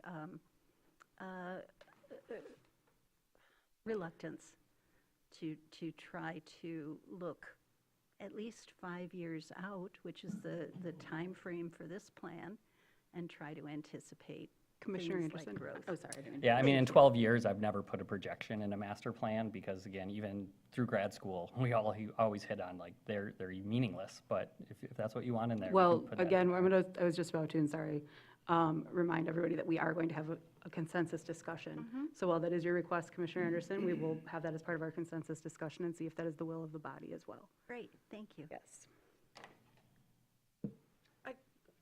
I just have one more thing, because as Commissioner Werner pointed out, there is some language and there are some opinions in this giant document that will influence the prescriptive portion. And I do have a problem with this old progressive chestnut that environmental sustainability and socioeconomic equity are impossible outside of the urban environment. And there's a lot of stuff, particularly in the housing section, promoting density. In the meantime, 72% of the United States population wants a house with a spacious backyard. So I feel like here in Traverse City, and this is definitely my own opinion, but given the Cherry Festival nature of the last week, I have had an incredible amount of family in town, all ages, a lot Gen Zers, millennials, and people my own age. I have been conducting a straw poll, and everyone agrees that Traverse City is in this unique position that it hasn't been wrecked yet. Working with our township partners, I feel that we have the opportunity here to design something and promote something that is a new kind of sustainable lifestyle and that respects and promotes the things that we actually love about Traverse City, the things that are brought up in the neighborhoods: quiet environment, green space, parks, safety, walkability. My straw poll candidates are riding their bikes around at 11 o'clock at night. They're going to the fireworks in the marina. You know, they can't even believe what an amazing place we have here. So I feel like you have a section in here about working with equitable outcomes for residents in this area. Need all the municipalities to work together. There's only so many people we can stuff into Traverse City. Yes, we definitely need smaller houses for our elderly. We need smaller houses for new people who are coming here. We need our corridors. But how much density do we really need? How much density do we really want? I'd really like you to think about that over the next couple of weeks. I think it's 5,762 dwelling units is what it said. I challenge that. That is 715. total housing units, that's not We've only additional. grown 7% over the last 10 years. No, that's and- additional needed. Well, I challenge that number. If we're growing 7%, that's like 500 units a year over the next 5 years. But there's I would- other well, data well, points that people. Just a second, Sean, I just want to say Yeah. that I think this is something that, again, we're going to hash out because what the numbers say and what we as a commission are going to instruct can be two different things. It doesn't mean the numbers are wrong, but it might be that this commission says we're not going to do, or in this document, there are things that would allow for 5,000 units and we don't want them, or we don't think that it fits. But that's the consensus discussion we need to have. So, go And ahead. as we're talking about a future consensus discussion, I would like to give voice to my demographic and younger. I'm having very serious conversations with other professionals who are age 45 and younger about communal cooperative living. We are very seriously looking at creating an LLC, purchasing property together, and allowing us to be able to live in our community where most of us were born and raised, which is increasingly pricing us out despite us being doctors, therapists, professionals with advanced degrees, earning what should be in any community, excellent salaries. We are wanting smaller pod homes with around a central courtyard where we can all live together and support each other as we age in place, hopefully, if we are so fortunate. And I think that we get very myopic about what our wants are. I am very aware that what I'm talking about is a very specific and kind of wacky living situation that not everybody would want. And that may not exist in the city of Traverse City. I also want to point out that as to your point, Mr. Winter, that the square-shaped demographic is a problem, and we are losing people much younger than me on a daily basis because we don't have variety in housing. And that is going to be an issue for our community. I know that everyone across the board would like to be able to have the right-sized home, but we also need to be very cognizant of the fact that there is a lot of people who were born here, who are raised here, who are living on people's couches, who are living in their parents' basements, who are doubled up in ways that we don't even begin to count because they cannot find housing here. And they are not people who are trying to move here from elsewhere. They are here, they are from here, and we have no place for them. Yeah, and that's happening. I mean, even with as our population is going up 7.9% over the last 10 years, what people fail to recognize in that data point when we talk about housing is that the housing stock is also being consumed by vacation home, second homeowners. People are having less children, so the average household size, if you look over the various 10-year census, it's going down. So even if the population stayed flat, that data point alone tells you need more housing. We have a city employee, a specialist, who makes a decent salary. One of my employees asked him recently, are you and your wife going to have children? He said, no, we bought a house. That's a decision people are making in this community. I own a home or I have a family. Because financially, with the highest median home prices in the region and I think we're third in the state, and salaries that aren't keeping up that frankly we can't do much about, we have to look for other options to make sure that this is an inclusive community that has a place for everyone. Because when we talked about this at the Planning Commission, when we see that those housing prices are going up and people are being displaced, if we don't do anything about that, that is a de facto policy decision about who gets to live in this community and who doesn't. And so that's something that we need to take into consideration. And again, this portion of the plan is data. This is data.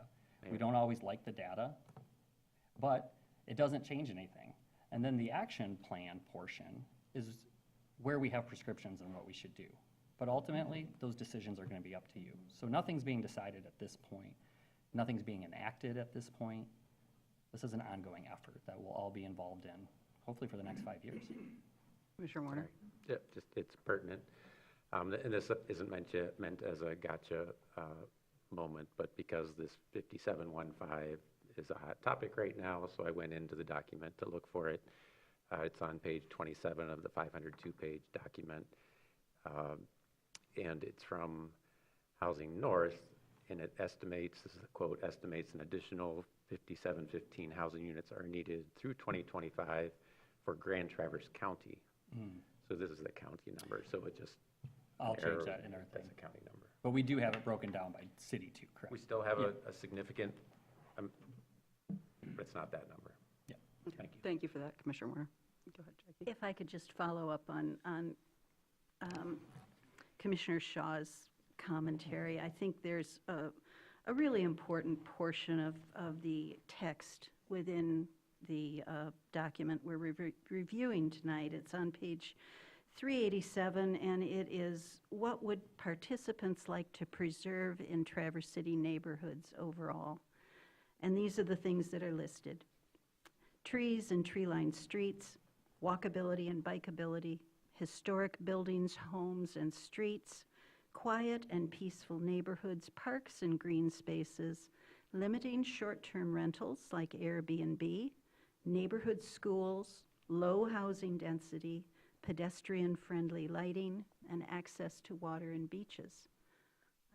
I think those are heartfelt requests from our community that we need to pay exceptional attention to. So just to reinforce your point of view. I would agree. I would also point out, though, that we are also already facing a crisis of schools in our city looking at potentially closing or being reallocated or have already closed as functional schools because the population is what it is, but that doesn't mean that, to Commissioner Stanley's point, an experience that I know, I'm sorry, actually, Mr. Winter made the point, and people that I know, people are choosing to have houses or children. People are, there might be a study out there that says 72% of people want a house with a yard. I'd like to see the context of that. Is that your dream home? Is that your idea of a perfect home, or is that exactly what you're looking for? Because I know a lot of people who are 50 and under right now who are saying, I just want a place to live that's mine, that I can get some equity in, because I've been paying rent for decades, or I got a divorce, or something else happened in their life, or they've never been able to have a home. And so I think that when we get into talking about this, again, I will bring it back to, this is going to be, there's data in there, and thank you, Commissioner Warner, for pointing out that there was a discrepancy between the county number and ours. But there is data in there that we will be having to talk about and address, and as a consensus of a commission, that we will have to decide how we want that to look in this master plan. That, again, is a 30,000-foot view. And so that's not to say that we can't make edits or have improvements, but that is also to say that I think this is also for a 5-year, which I think is great because that gives us a little bit of time to look into the future. But it's, I guess I would say ahead of the time, Jackie, that I disagree with you. I don't want people projecting, because then those numbers go out there and people, or information or plans go out there and are presumed to be fact. I've seen it happen time and time and time again. And it works more in business where you can make projections based on certain trends. But I think it's a little different when we're talking about a municipality. But that will be something we will all hash out in a future meeting. And so I think that is where we're having some of these conversations right now. Go ahead, Commissioner Warner. Yeah, on the topic of projections, I would like to see at least a few in there, used cautiously. But we already have a projection on page 12 of that large document. Granted, it's for the micro, I don't know, whatever MUSA stands for. But it projects out to 2040. So granted, that's from the Census Bureau, but that's a projection. And then we've been talking about the projection for the housing units needed in the coming years, and that's a projection as well. So there is a place for some projections. They need to be, we as a community need to be cautious in using them and not project everything. But I think there is a place for some projections in the master plan, and we have examples that we already have a few in there. Thank you. I think what I would like to say I'd like to say a few things. You keep referring to this, very large, very huge document. A lot of that came from the Planning Commission because the current master plan that we have, we felt was not very usable, especially in setting goals for ourselves. So we embarked on a much more, for lack of a better word, meaty plan that we could use to help us when we had to set our goals, and you'll see that in the magazine when we talk about that point. To Commissioner Stanley's point, when we sent up some zoning amendments for housing, the cottage home one was exactly what you were talking about. Nobody on planning, nobody on city commission wants to destroy anything or take away what our citizens say is important to us. But to the mayor's point, we have to deal with what we have now and what could happen in the future. So a plan is a plan, a projection is a projection. Plans change all the time based on what happens. Projections do as well. And that's how this plan will help us as we move forward, and we have to do it together. So all we can do as a planning commission is make suggestions, if you're talking about housing, for what could be, but it's totally up to you to decide how many units, what kind of units. It's not up to us. So I just wanted to make that comment. And actually, there was a question I had earlier, and it went out of my head and it has popped back in, so I will ask it now. To Mr. Winters, like, we have had some points made up here about what townships have, just in my few years of experience in government here. How townships operate can be very different from the cities. For example, if you go through most of our townships, you don't find sidewalks, you don't find a lot of community space. So I'm not saying that makes up the difference of 400 pages per se, but could you explain, or would you kind of as, again, a 30,000-foot view of the 30,000-foot view of where ours, and I know you said you already did a slightly more encompassing, but where our plan probably would be bigger even if you did cut 2 or 3 of these items out, kind of that difference between how townships plan and how cities plan, and these documents and the difference between these for different regions, or municipalities, sorry. Yeah, I mean, we deal with a lot more people per acre living here, per square mile. Many of the townships, they're low tax, low service. We're high tax, high service. We provide a lot of services, and we have a lot of infrastructure and a lot of systems and stuff like that the townships just don't have. And so therefore, we address that in this document, and we were very thorough throughout it. So, and again, this is the process we laid out. We were going to ascertain and compile this data. This is what we've done. We might not always like the data. Some of it might be stark, some of it might be grim, but it's data. It's to inform us for making decisions. And then another quick question. You know, this is just to be clear, this is a guiding document. So if there's a suggestion for how a certain neighborhood or a certain, you know, look, for example, the 14th Street Thurlby, or the corner by my house on 8th Street, those are not, if this passes, that does not mean that somebody can say, I'm buying up those properties, I'm going to put this down, and that's how it's going to happen, or that this is how this is going to be rezoned, or this is how any of this is. This is a bit of the envisioning portion, correct? This is not a free pass for anything. No, you're exactly correct. It's after this that the real work starts. That's where the Planning Commission will start their, we've discussed this at the Planning Commission level, that once adopted, now we bring it back to them, and they start the prioritization of what they want to start working through. Not everything in the action plan is going to be in the realm of the Planning Commission, though. Some will be the City Commission, some will be through partnerships and things like that. But that's where they work out the details. Like, you know, when they did the Envision 8th Street plan, that didn't change the zoning on 8th Street. That was a separate process informed by that plan through community input that the Planning Commission embarked on and then brought to the City Commission for approval, which rezoned the north side to D2, changed the standards that were within D2, and made it all consistent with the south side. So that's similar to what will be happening in the coming 5 years as well. Okay, thank you. Yep. Any other? Just a clarification, so the future land use framework, which I guess will be part of the action plan that we review in the future, would then be followed by rezoning of land within the city to enable these recommended uses, yes? It could be. It could be. doesn't If you require recall, to we talked about this check at the and Planning Commission. There's two approaches, and that's going to be the lead of the Planning Commission, how they want to do this. You can let it happen organically with people coming in and requesting that their land be rezoned consistent with the master plan. I don't always recommend that, because then you run into opportunities where one property owner might want a new zoning classification in their district, and if only that one changes, then you have a situation of spot zoning, and every municipal attorney I've met has said, don't do spot zoning.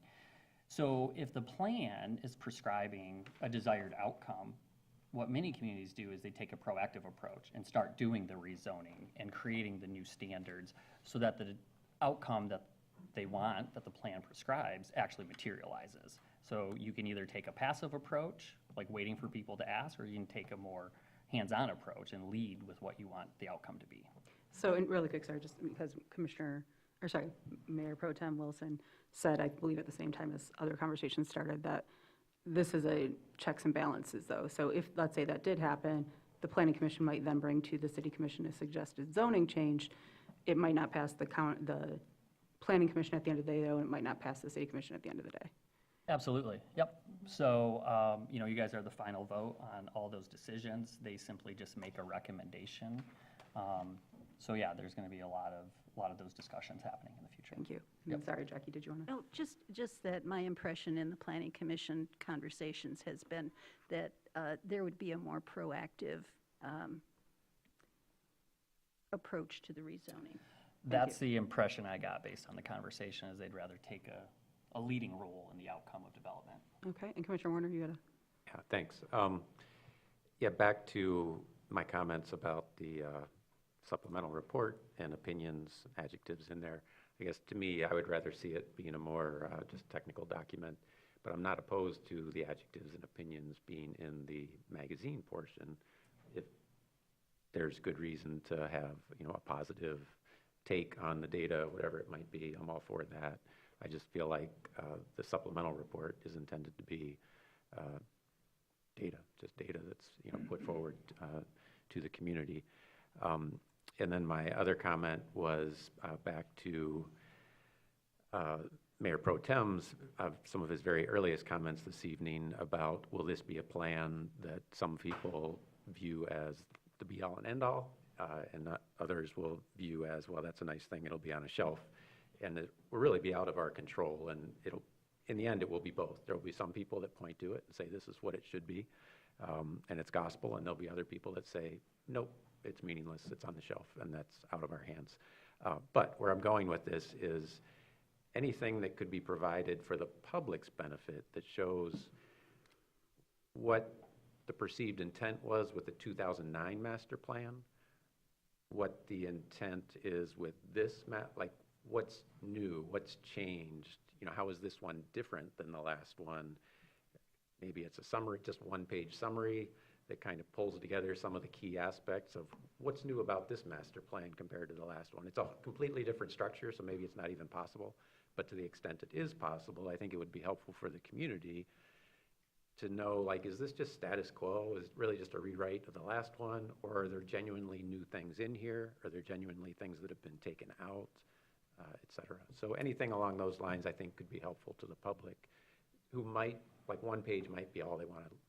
To clarify really quick, Commissioner Warner, are you asking for that for the next presentation, or is this your kind of, that Before will hash out Before at a the final, meeting? whatever, just as far as a possibility. And I know it might not be possible, but to at least We'll take have, it back and we'll have consider that it. then as part of our consensus conversation then too, yeah. I think, Yeah. and it's a good suggestion to put on the list to talk about. And I can do my best. I wasn't here in '09, so it's hard to, Oh, to no, maybe prescribe it's the not even, intent. maybe it's even just how the planning commission and planning department currently reads that master plan.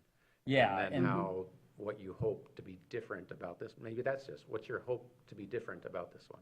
Whatever Yeah, it is. and we can definitely do that. And I think the action plan that you'll see in August is probably the key differentiator between the two plans, is that it actually provided a list of steps we can take to implement, where the other one was just wide open, which, again, sometimes that's good. It can be interpreted different ways, but if you're trying to use the plan for direction, it's lacking in that regard. But that, again, was a reaction of the Planning Commission from their '99 master plan that felt too boxed in. And again, it's a guiding document. It's not carved into stone. One thing I would encourage you guys to do if you get the chance, look at our current future land use map and our new future land use map. And there isn't that stark of a difference between the two. So areas that are primarily residential are primarily staying residential. You will see some nodes of like neighborhood scale commercial called out, as well as some edge transitional, where we're dealing with a lot of nonconformities, because on those edges we have uses where they're not allowed in the district, but they've been there forever. But in a lot of cases, we have situations where tenants have moved out and they can't get new people in. So that's just some of the changes. But yeah, we can work on that analysis. Just to really quickly know, I leaned over to ask Liz just to make sure. So as some points have already been brought up, I know Benjamin takes copious notes for us. Liz also does. I see her, and she writes time, so she can go back and check too. That if anybody else has some things that they'd like to make sure that we get into that hashing out of consensus of requests that you're looking for, please email them to Liz, and then we can have that as part of the discussion as a whole for consensus to the board. So was there any other question, or I know we have some people here who want public comment, so do we have any other questions or anything else for now, knowing that we are going to be bringing this back up and have some other opportunities to ponder this? All right, seeing none for now, I'll, of course, always bring it back. But I'd like to open this up for public comment now. It is a study session. We don't usually do that, but we do have two kind of meatier items on this agenda, so I'm going to go ahead and open this up. Now, this is just comments on the master plan for today. We are going to discuss healthier drinking culture later, and there is a chance for general public comment at the end. But right now, it's just comments on the master plan. And I'll state the rules for public comment for this evening. Please state your name and address, indicate if you're a city resident, non-city resident, or city business owner. We have a 3-minute time allotment. When your time has elapsed, the timer will beep. And as always, we ask that all language be respectful to everyone. Thank you. Okay, Doug Kimball, 523 North Spruce Street, Traverse City resident, and I am confused, befuddled and confused regarding the rezoning of Bay Street. Because I attended listening sessions and a virtual session regarding resident input. And I was listening at those listening sessions, and I never heard anyone saying they wanted changes that would allow multifamily buildings, marijuana dispensaries, bars, restaurants, convenience stores, STRs, and other C1 and C2 uses. I never heard anyone say that they wanted that Grandview Parkway truck route brought closer to our neighborhood. However, I did read in the neighborhood listening sessions appendices, page 5, Slabtown session results. Question 51, people wanted family homes, no large box buildings, no SRTs. They want smaller buildings, no ADUs, no commercial development, maintain family environment. Question 52, slow the traffic, no cut-through traffic. Question 53, stop large buildings, keep it residential, no large-scale development, no multi-story development, good as is, no weekly rentals. And then, this is what we get from the Planning Commission to make it commercial on Bay Street. You know, everything that we didn't want is what they put in there for this rezoning of Bay Street. So it's a blatant disregard for our voices. And so you can understand why I'm confused. I don't get it. If you know, they say they're listening and they're acting on our input, and I've gone around the Slabtown neighborhood to tell people about this meeting, and people are frustrated and upset with the direction of our city. And many want someone dare to say enough development. We don't have to get bigger. We don't have to have more traffic, more crowding, more tourism. We don't have to be like Ann Arbor, Grand Rapids, Burlington, Madison, Austin, Boulder, Portland, cities I hear referred to in the city meetings. So, will someone dare to say enough? We don't have to get bigger. Someone plan to slow this out of control development and growth. Okay, thank you. Thank you, Mr. Kimball.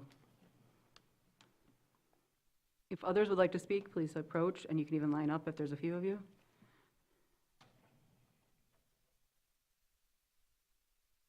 Diane Dennis. I live at 533 North Spruce Street. Well, I'll just go quick through here. My husband, Maury, and I have lived in our house that we have for the last 50 years in Traverse City. We looked all over for the house that we would love to raise our family in, found one that was perfect. Boy, were we lucky. We found out that this house was the original Darrow residence. I live in Slabtown at 533 North Spruce. This house is over 125 years old, and it is near the corner of Spruce and Bay Street. Also, Darrow Park, which is named for the people that lived in my house, is one block over, which is busy all the time with children, and the school uses that. It's a great neighborhood for families. We raised 4 children there, and it was a dream come true. Let me see here. The situation you are planning would be very unfair to the people that have bought a home here. They did so because it is a residential area, not a commercial area. After all, this is one of the last residential areas along the bay, as the Bay Street that continues from Division on toward downtown is already commercial. If the people who are in favor of this want to walk along the water, which is what I've heard, they want to do that sidewalk along the water because people would like to see the water. You can see the water when you walk on the Tart Trail.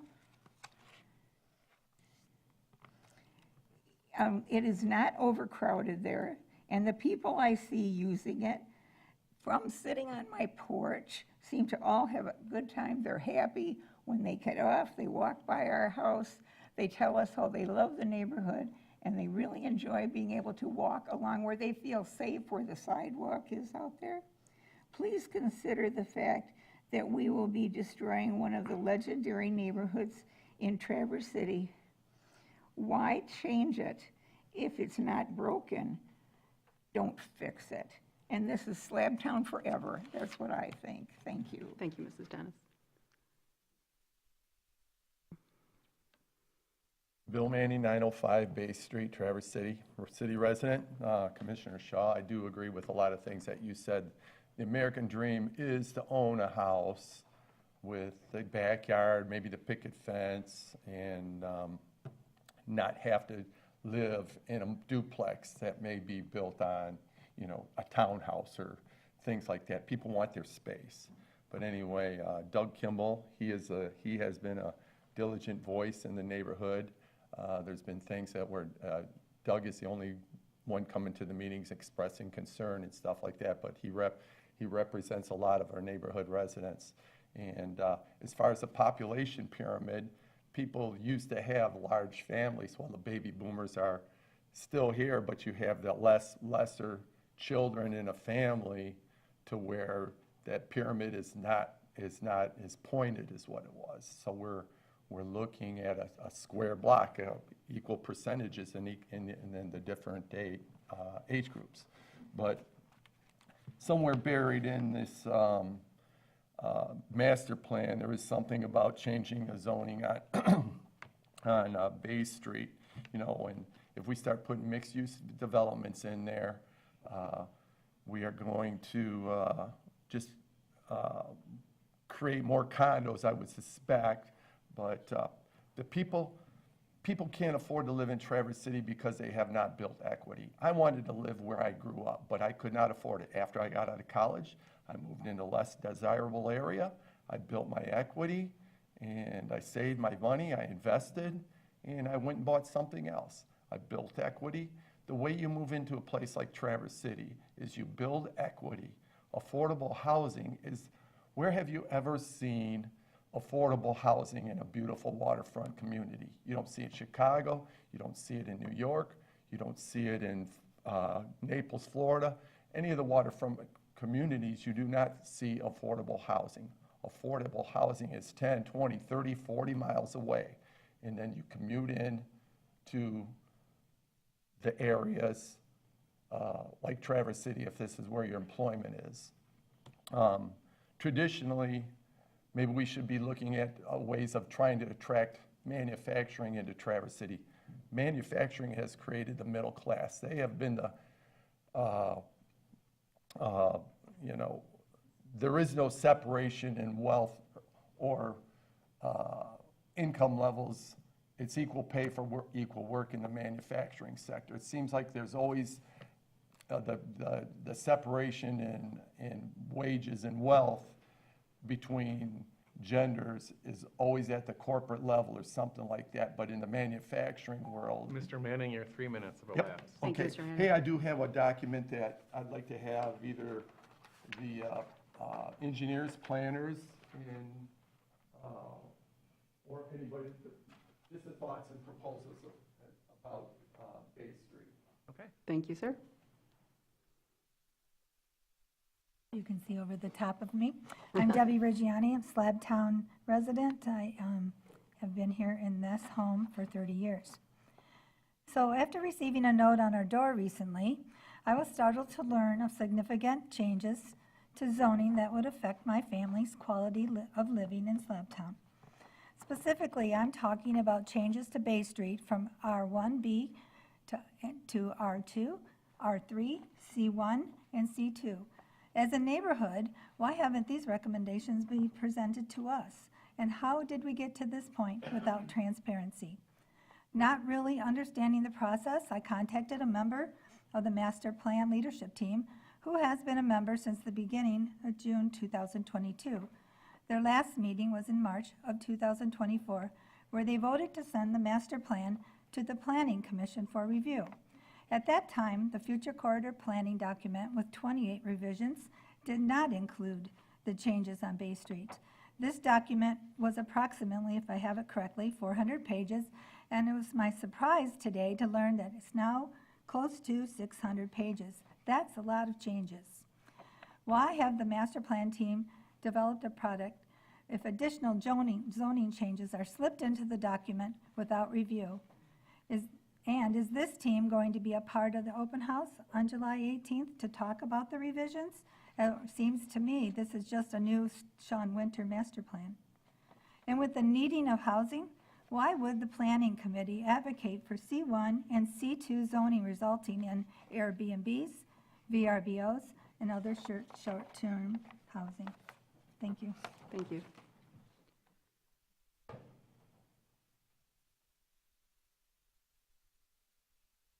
My name is Chad Duttmers. I live at 1165 Ramsdale Street. I've been a resident there for about 2 years now. I grew up in the area and was fortunate enough to move back with my family in 2001 and have been here in the area and just moved to the downtown within the last 2 years. A couple of comments / questions. Mr. Winters had indicated that there was no actionable items in the master plan, that those actionable items were in the magazine. And I guess my question really is, if there are no actionable items, then what were the zoning suggestions being placed in the report? And why would those not be just relegated to the magazine? My greatest concern is that it's being offered as a suggestion. And as Mr. Werner had said, some folks may choose to put it on a shelf, and some of us may adopt it as precedent. The reason that we're spending multiple years on a program such as this, as weighty as it is to come to consensus and generate precedent.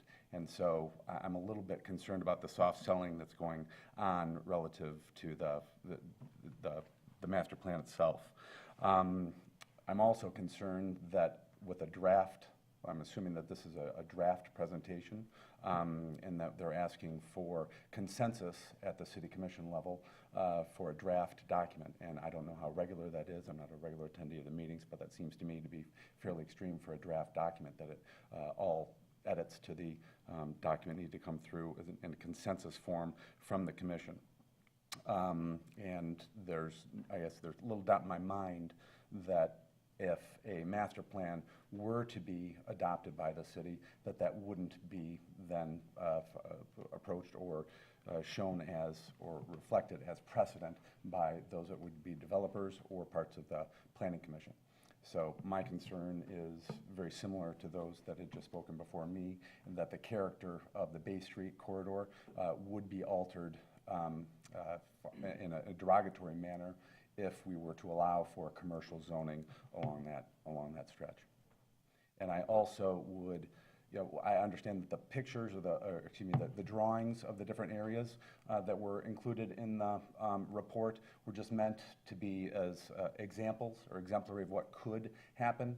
I think each of those on its own are pleasant to look at, but the concern is each of those areas houses, I think, a lot old and valued, either memories. Mr. Duttmers, like Sure. your 3 Thank minutes you, of Mr. elapsed. Sure. Thank you, Mr. Duttmers.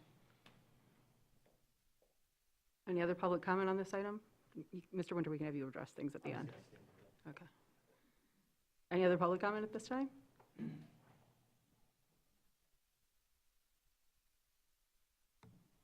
Fred Bimber, 1223 Randolph Street. I'm a city resident. I'm encouraged by some of the comments I heard from city commissioners here this evening in discussing this. You've heard comments from the public expressing considerable concern about some aspects of the master plan. I hope that you will be able to act slowly and deliberately enough in the process of proceeding this towards adoption so that more public opinion can be taken into account. Thank you. Thank you. Any other public comment? Okay, I think I gave a long pause there. I'm going to close the public comment down now. I just wanted to address two procedural things that I understand sometimes we get rolling here and we're kind of speaking a slightly different language. So just to clarify for the consensus, when we have 7 individuals up here and we're all giving instructions, we all 7 vote at the end of the day. And so one person might want something, but 6 others might not, that might not be a priority. That might not get edited then if one person wants it versus 6. If 3, 4 people want something, then that might make it in. That's what that bigger conversation is going to be about. So people don't feel like they're just trying to catch fly balls left and right and missing things. The other portion I just wanted to kind of address really quickly is, and I think Mr. Winter has some other comments he wanted to make, but I just wanted to reiterate, I appreciate everybody speaking out. I understand that the request is to not have this in the master plan at all, but if there is any zoning changes in there, whether it's Bay Street or anywhere else, passing the master plan does not pass those. Somebody can go pick that up off the shelf, as was referenced. It doesn't mean that they decide to do it and it'll automatically be done. It still has to go through an entire zoning change process.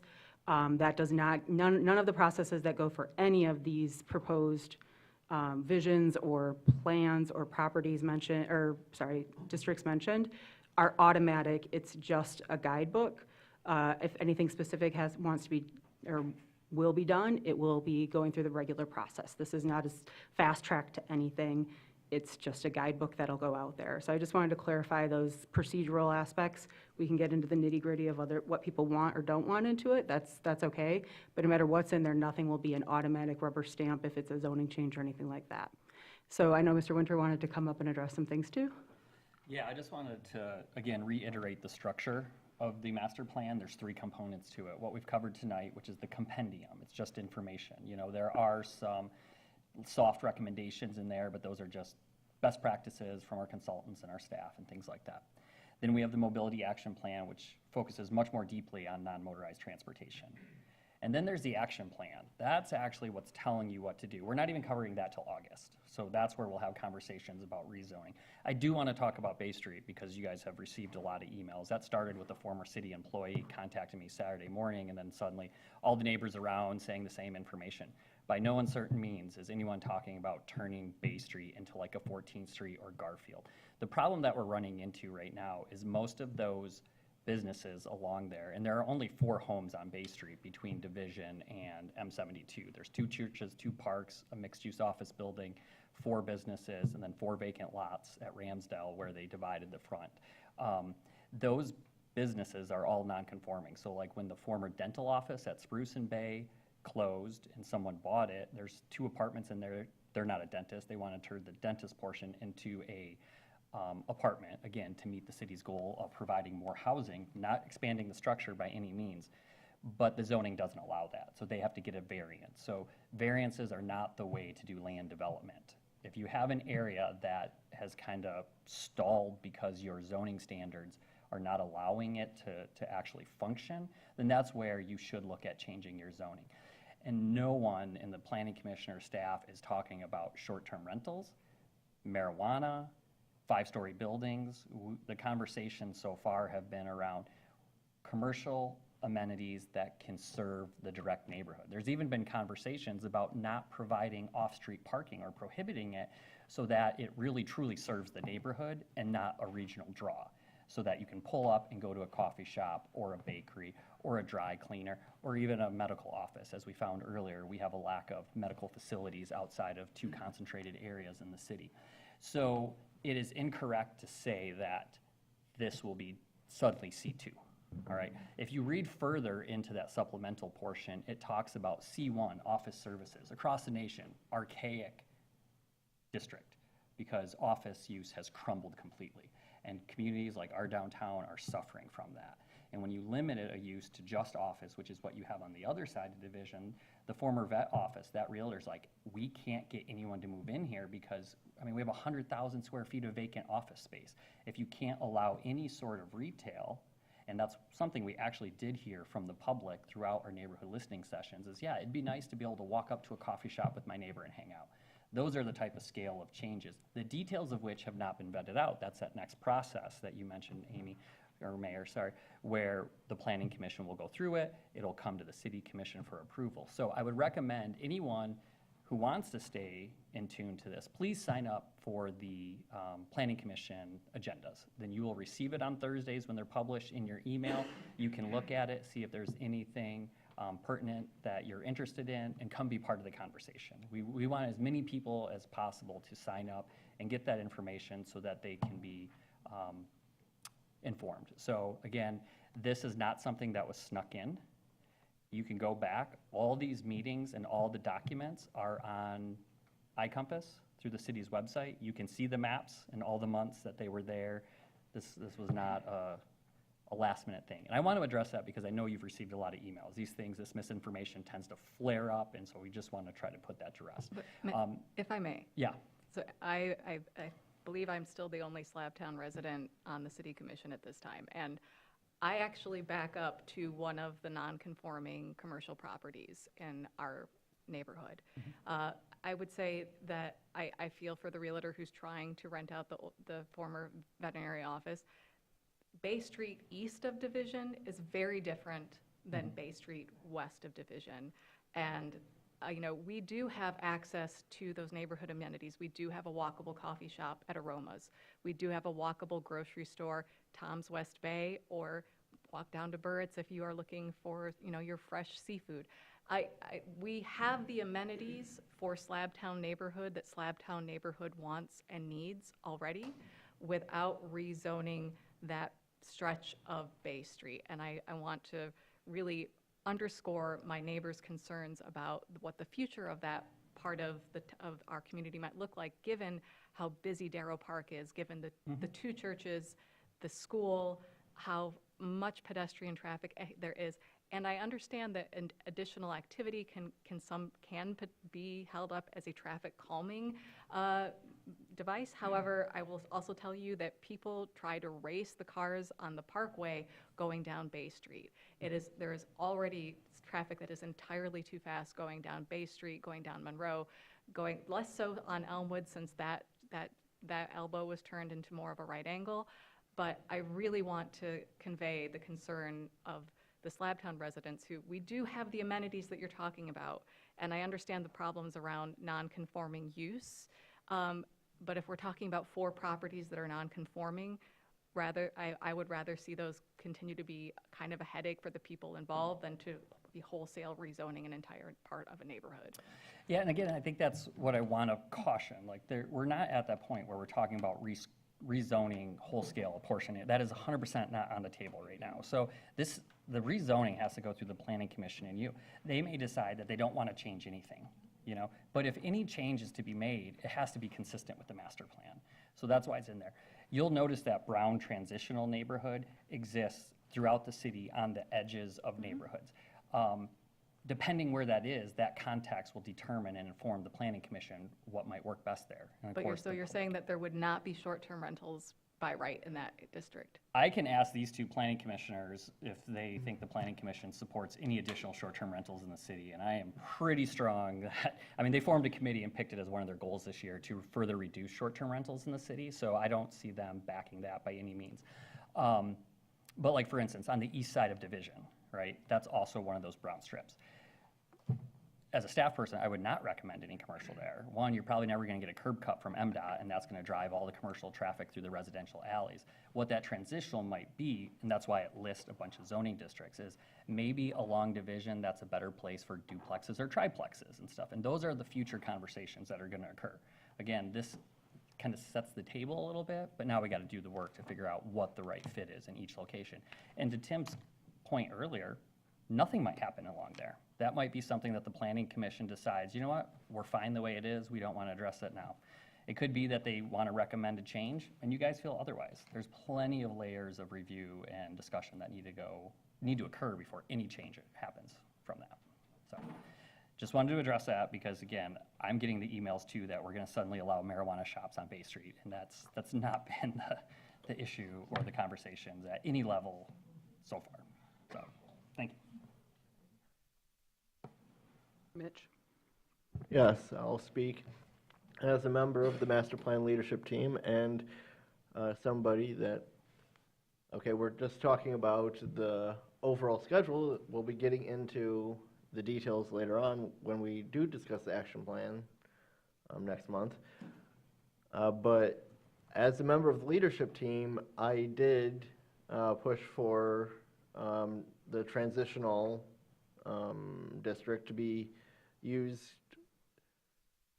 I would say, more consistently across the city, recognizing areas where you have a high traffic corridor in proximity to a residential neighborhood, especially in those areas where there had been a history of commercial use. Bay Street is one of those cases. You have Grandview Parkway, you have a residential neighborhood to the south of it, but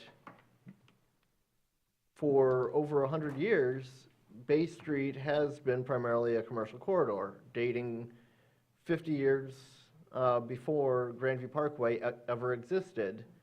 There were commercial storefronts on both sides of Bay Street. There still exist many commercial storefronts on Bay Street, only on one side because the other side of the street got ripped out to put in Grandview Parkway. But that is a part of the historic character of that corridor, and I felt that that warranted a look at maybe something besides having residential housing directly abutting a major busy road. But I wasn't being specific that only it should be Bay Street. It also is Division, it also is Garfield, it's also Munson Avenue, it's parts of Front Street, it's throughout Traverse City, and that's one of the things that I was saying we need to be consistent about what sorts of streets, what sorts of built environments that currently operate do we want reflected in the future land use plan. I'll say again, echoing what what Director Winter said, that this does not rezone any individual property. If you look carefully, the future land use map doesn't actually align with our parcel boundaries in our zoning map or in our tax parcel viewer. That's because it's saying a broad swath along a busy corridor might be suited to a different type of use. As we saw 2 months ago, when the former dentist's office wanted to come before the Board of Zoning Appeals, on which I sit, and say, I want to be able to go from 2 apartments with a dentist's office to I want this to be another apartment. If he was forced to comply strictly with our zoning code, he would have had to evict one of the tenants in one of the 2 existing apartments and convert it fully back to a single-family house. That is not what the Board of Zoning Appeals decided. They said that this is a corridor with a history of commercial use, and that is an intensity of use that seems to be in keeping with it.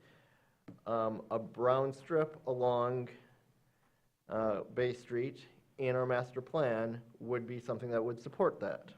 Okay, thank you for your explanation of that process, Mr. Treadwell. Again, I would just say that this is first of our discussions. The master plan is not guaranteeing that the zoning will change. I want to encourage everyone to continue speaking out and keep in communication with us, but I really want to underline that this will not, no matter what's in there, whether it's Garfield or Bay Street, if it stays in or not, again, that's where we want our input in our conversations. This is not an automatic rezoning. it would still have to go through an entire process with the planning commission and the city commission. Okay, with that, feel like we've had a good conversation for tonight on this? Seeing some smiles and nods. All right, well, I'm going to use executive privilege here and call a 5-minute recess so I can go get water and use the facilities like my coworkers have here for the meeting so far.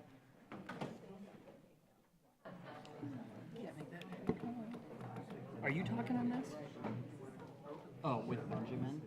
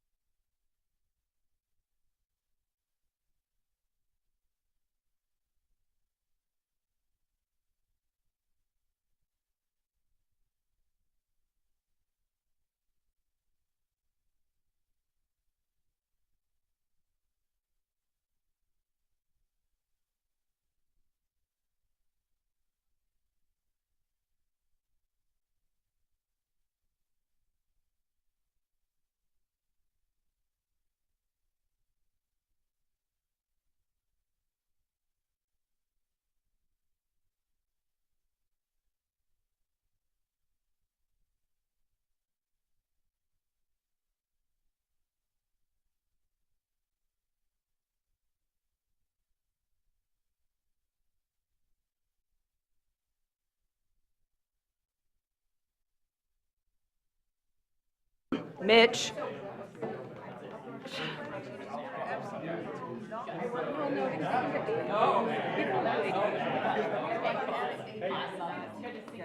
Right, because you're not changing your house from. I'm back. Good job. All right, staff as well, we're going to call the meeting back to order here. I don't know where some of them went, but we just won't have public comment for a minute, I guess. Do you guys need Benjamin for anything, or can I go ahead and get started? He's going to join us, but you can Okay. probably start, though. Okay. So I'm going to go ahead and get us started here because I don't want to, I'm not quite former Mayor Richard Lewis here, but we are getting later in the evening and I'd like to keep us rolling here. But I also did need some water. So we're going to start a discussion of the healthier drinking culture, and Harry, you can kick us off with that. Good evening, Harry Burkholder, Executive Director of the DDA, and I'm going to be joined here for this presentation by Chief Richmond, and then also Benjamin is going to talk a little bit about this project, where it started and where we are now. Just for some background, this project was started by the DDA in cooperation with the city and the Traverse City Police Department, and I want to reiterate that collaboration, that those three entities have really been at the center of this project since day one. Essentially, the DDA was awarded a $100,000 grant from the Northern Michigan Regional Entity to look at what it means to have a healthier drinking culture in Traverse City. And I'm going to read it so I don't mess it up here, exactly what's in the actual strategic plan. This project is essentially to identify ways the community can proactively work together to create a drinking culture that fosters safe, welcoming, and celebratory drinking expectations, behaviors, and norms in Traverse City. So that was really the intent of this project and this process. If you look at the strategic plan, you'll note that we identified both the strengths and challenges associated with our community's culture surrounding the consumption of alcohol. We also have a very lengthy vision statement that I will not read, but essentially is the same thing that I just noted that's in the plan. It's really about balance more than anything else. This plan was essentially put together through, again, that collaboration between the DDA, the city, and the Traverse City Police Department with a pretty extensive community engagement process that included a survey in which we received over 1,000 responses. Those are both written responses and also an online survey.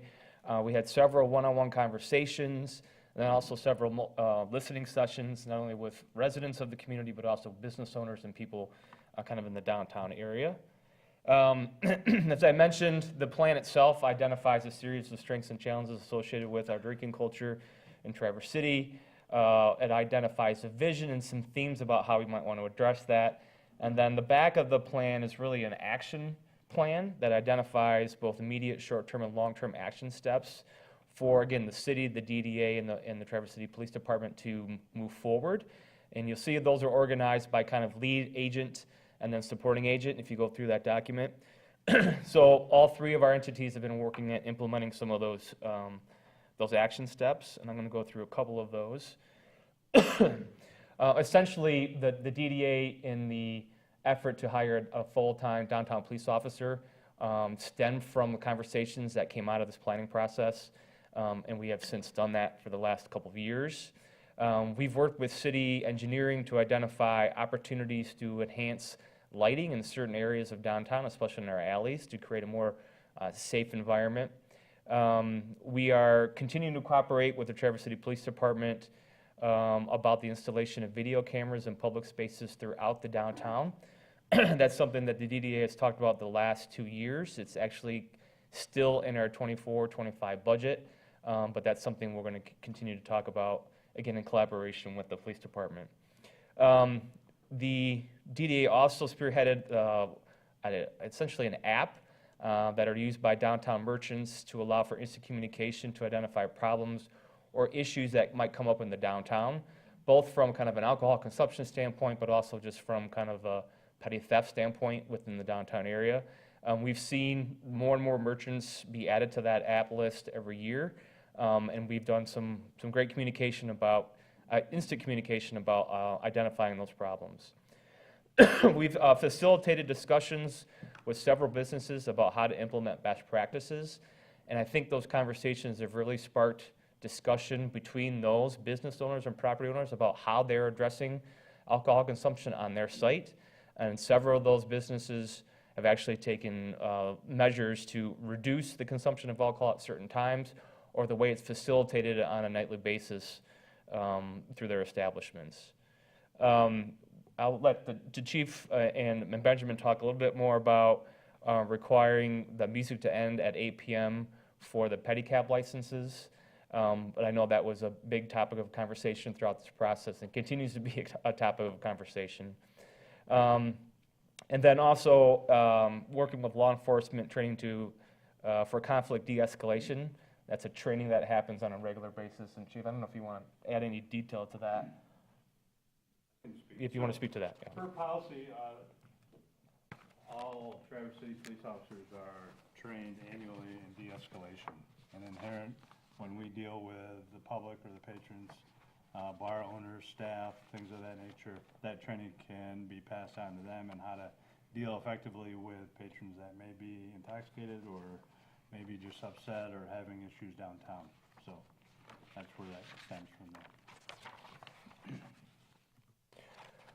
One of the things that we discuss in depth through this process is the economic development side of liquor licenses with not only just liquor establishments, but also restaurants within the city. If you look at the National Restaurant Association or even some statistics that we've collected here locally, the alcohol sales make up for anywhere between 25 to 30% of sales in restaurants. So it's a big money generator for restaurants and that economy. One of the things that was noted as a strength throughout this process are the craft brewing or craft distilling industry that we have, and that's also an economic development opportunity that also then triggers new investment and tracks revenue for the entire city. So there is an economic development side to this discussion about what it means to have a healthier drinking culture. And then Benjamin, I'm going to turn this part over to you. Yeah, thank you. So I just wanted to share with the commission and the public some of the regulatory authority that the city has, and therefore the way that we can work collaboratively, hopefully, but if not, if we have to use a harder hammer to address issues with respect to liquor licenses in the city, what we have available to us.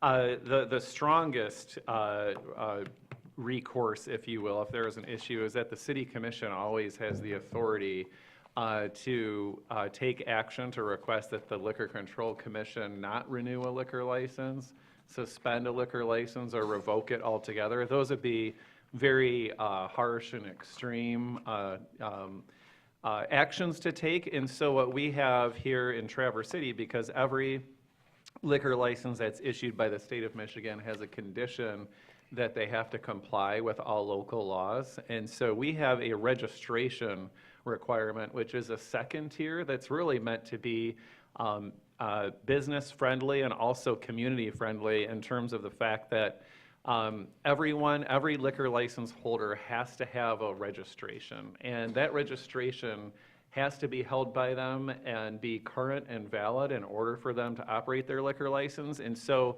we have had a few circumstances where we have leveraged that registration in my office to address concerns that we have with a liquor licensee. And I don't want to make it sound like there have been a lot of issues. Chief Richmond will speak to that more specifically, but this provides a way for administratively for us to address any concerns without sort of going to that nuclear option level, because if the city commission took action to suspend, revoke, or not renew, that's much harder for that license to get put back in place. So that is something that we have in Traverse City that's somewhat unique. You don't see that in many communities throughout the state of Michigan. It's something that we put into, meaning the city commission, through an ordinance put into effect a number of years ago, is a way to manage licenses in a more nimble fashion. And so I wanted to make sure that you were aware of that tool that we have. And so if there ever was a concern that city commission or members of the public had with respect to a way a licensee is operating, we want to hear about that, and we're thorough and systematic in terms of when we have had issues, the way that we work to address those to satisfaction. So that's it from me at this point, and I'll turn it over to Chief Richmond.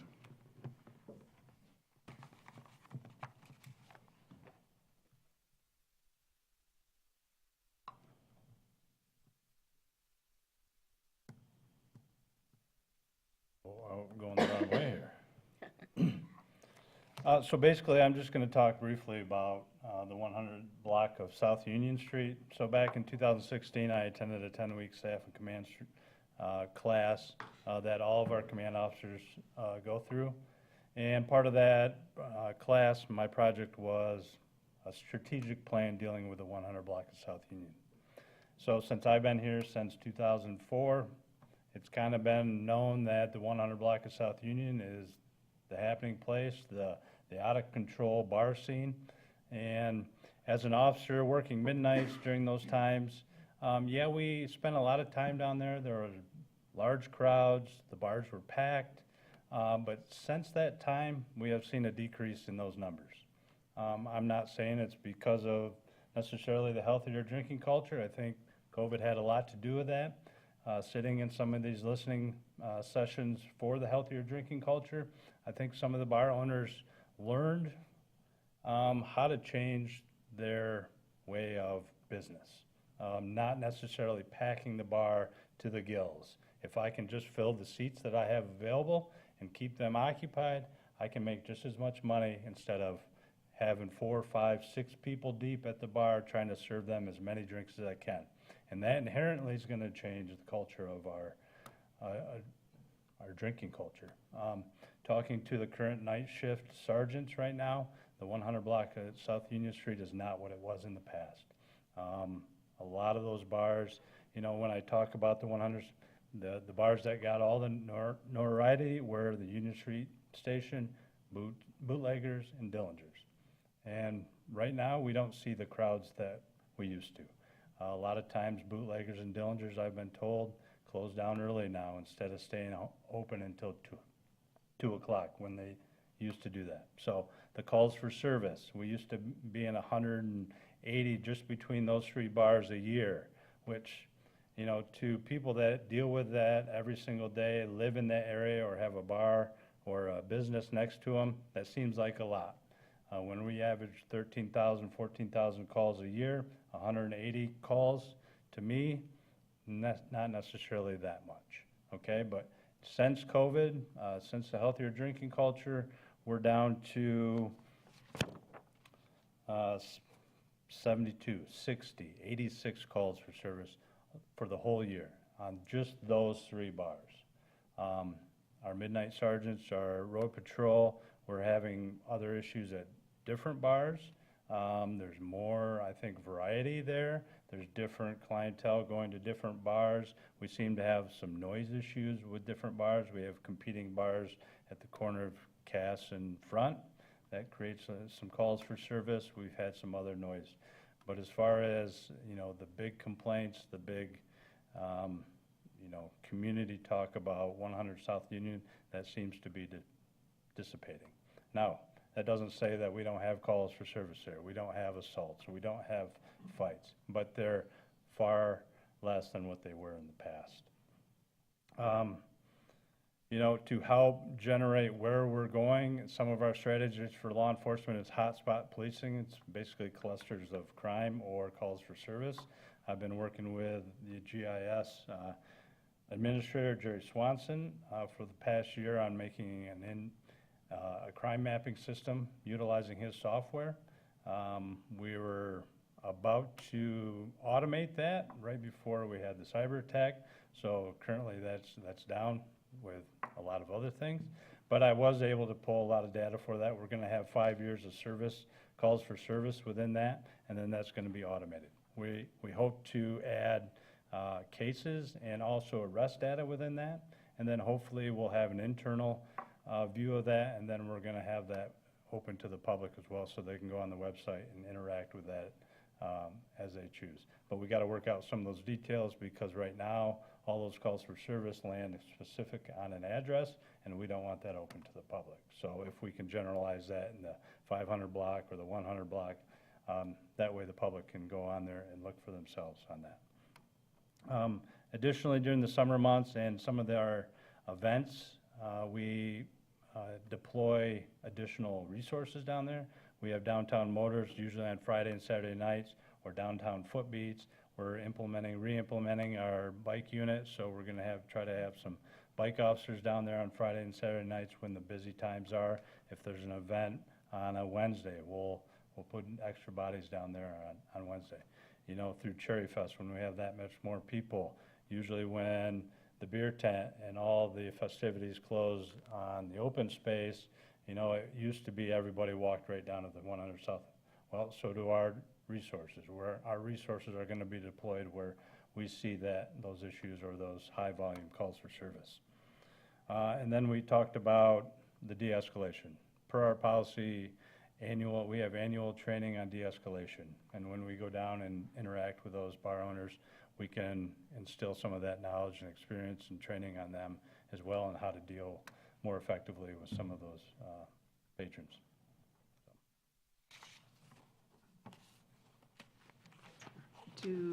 Well, Chief's up there, so he doesn't have to keep getting up and down, I guess. Does anybody have any specific questions for him? I know sometimes that's the data everybody wants to get into. No, good report. I just want to reiterate the benefit of the conversation that we had as part of this process from the business owner's perspective has yielded real results. To Chief's point, I think we're seeing hours of establishment being reduced in some places. You'll see a lot more mocktails on menus to kind of encourage different ways to consume beverages. We know of several establishments that don't allow the kind of wine tours to drop off a bus full of people at their establishment at the beginning or at the end of the night now. So there's a lot of self-awareness and some self-policing done at the business level that's also part of this process. Yes, go ahead, Liz.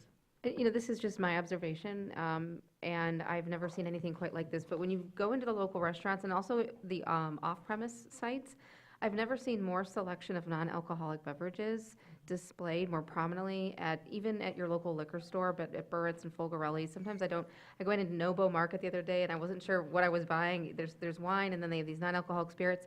A lot of menus downtown have a whole sections dedicated to non-alcoholic or zero-proof beer. You know, I have a partner in my life who's not drinking as much anymore. I have several family members who are in recovery, and so that's just really nice. And so I do feel like look for the things that you might not necessarily look for, because I was actually really just, you know, I see it at Oriana's, I see it at the local shops where there's whole sections dedicated to those craft, local, non-alcoholic spirits, alternative options to alcohol.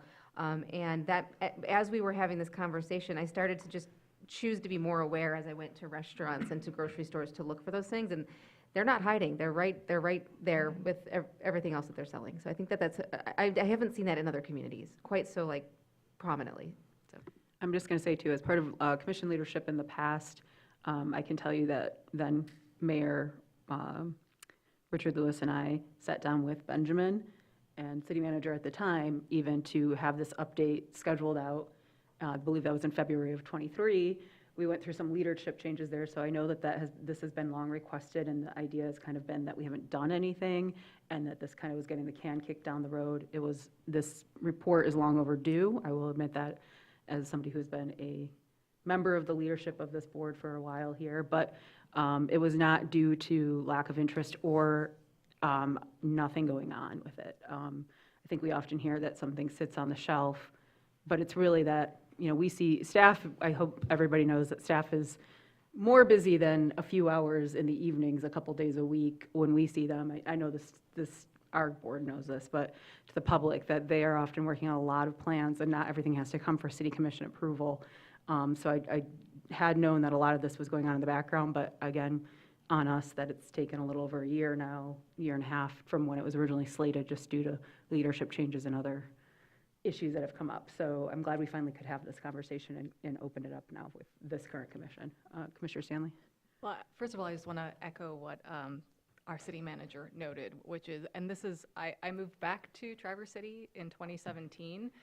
so before the healthier drinking culture study, and what is available at our retailers, at our bars, at our restaurants in terms of non-alcoholic options today versus when I first came boomeranged back is it's extremely noteworthy. And in fact, as you pointed out, there are really interesting and exciting options when in the past you might have been able to get a club soda or a Coke.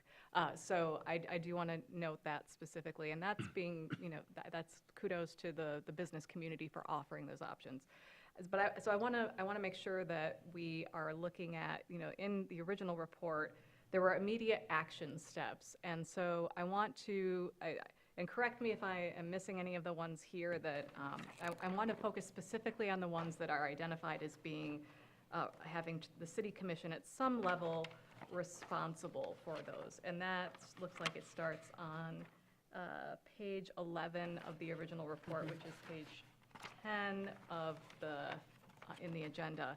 So it looks like the things that were identified as immediate action steps, 0 to 18 months, where the city commission could be involved, were updating the the Traverse City ordinances and the liquor license permits process to create objective and clear criteria for the desired number, type, and location of liquor licenses, including at the neighborhood and corridor level.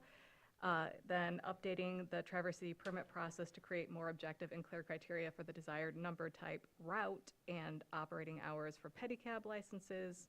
And then third, explore creating a policy regarding tour bus operations, including potential designated pickup and drop-off locations and tour operator training. Has there been any action on those particular elements that we have under our purview?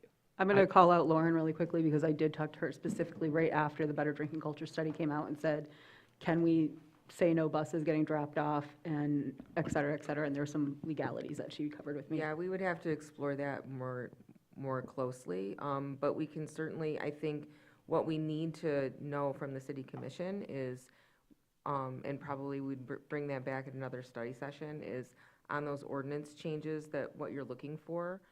We need to hear from you what those would be. What would be the criteria for the permits and licenses that you'd want to look at when those come to you to know whether or not that's how you're going to shape the community. So, and then we could bring you back the changes to the ordinances that would enact what you're looking for. Well, and I guess the other point out is that I think this report was published before even my colleagues and I that were elected together were sworn in. So this is from now 2 commissions ago, so I guess it would be worth revisiting whether this is still what the will of the body is. And then I guess for our city clerk, my question is, has the city commission ever utilized those kind of special powers to revoke or suspend a liquor license to your knowledge? Not to my knowledge. I can tell you that my office has worked with some licensees to address some issues with the indication that if they aren't addressed, that at my office's level, we would suspend their ability to operate their liquor license until they came into compliance, and they've come into compliance. I will say with respect to the updating the ordinances and creating a criteria for liquor licenses, that was something that was explored a few years ago. There was a grant application because there is a lot of, depending on how you'd want to go about this, recognizing that that's the city commission's purview. But if you want to have a process, which was what was contemplated in this healthier drinking culture strategic plan, that's inclusive and features and engages people from all over the community. It's about $150,000 price tag was the estimate at the time. The police chief at that time, Chief O'Brien, applied for the grant application. The city wasn't given that grant. And then there were some surveys of the city commission up until right around, I think, February of 2023, and this item ranked at the very bottom. Not that it was regarded as not important at all, it's just as we know with things, we only have so many resources to go around, so I wanted to provide that context as well. Thank you. Yes. A bit of other context too, at the time, and I guess this is, I'm not the administrative team here, so I can say this maybe. There were also some issues regionally with Lara not backing us up. when there were some issues sometimes, or we didn't have as much teeth to go after, if it was basically down to them or not. So the fact, this whole change of us controlling the permits or the licensing itself has been an advancement that has been frankly really huge for, as we've heard from the chief about some of the changes with some of the crime statistics and what we're seeing as part of the culture here. And so some of that conversation about being on that commission at the time, some of the conversation about spacing it out was, boy, we have all these problem children and we can't do anything about it. And now we're hearing from the statistics and with our own controls that some of that has, I think, been helped along by the actions taken by the city clerk. So I wanted to thank Benjamin for that, because that has been a night and day difference. I'd just like to add one thing. So we do work very closely with, you know, the Michigan Liquor Control Commission. Every license we do an investigation on, we go and do an inspection if it's a new license or they're doing any kind of renovation to the place, and there are reports generated on that. So if we do have, and part of that report is we contact the MLCC and ask if the owners of those businesses have had any prior incidents with them, whether they're in Traverse City or throughout the state. We also make sure that they're in compliance with our ordinance.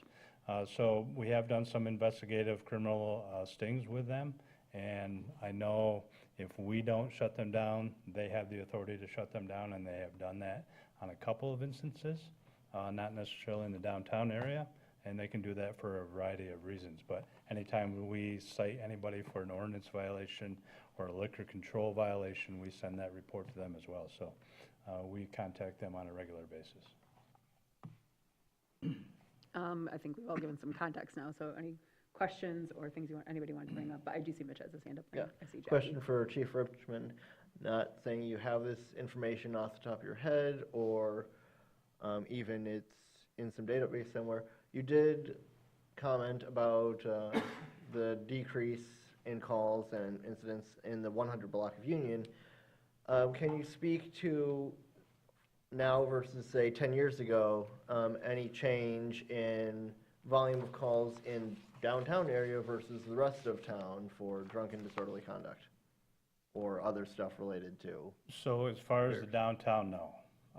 So our database, we couldn't break that out. That's one thing that we are going to be able to do with the new mapping created by Jerry Swanson, is we can break it out in TIF, we can break it out by neighborhood association, so it's not just alcohol, it's all calls for service. Our database, it's very hard to pinpoint which ones are alcohol related because of our reporting system. It's not mandated that we say they're alcohol related. I could pull out all OWIs, you know, driving while intoxicated.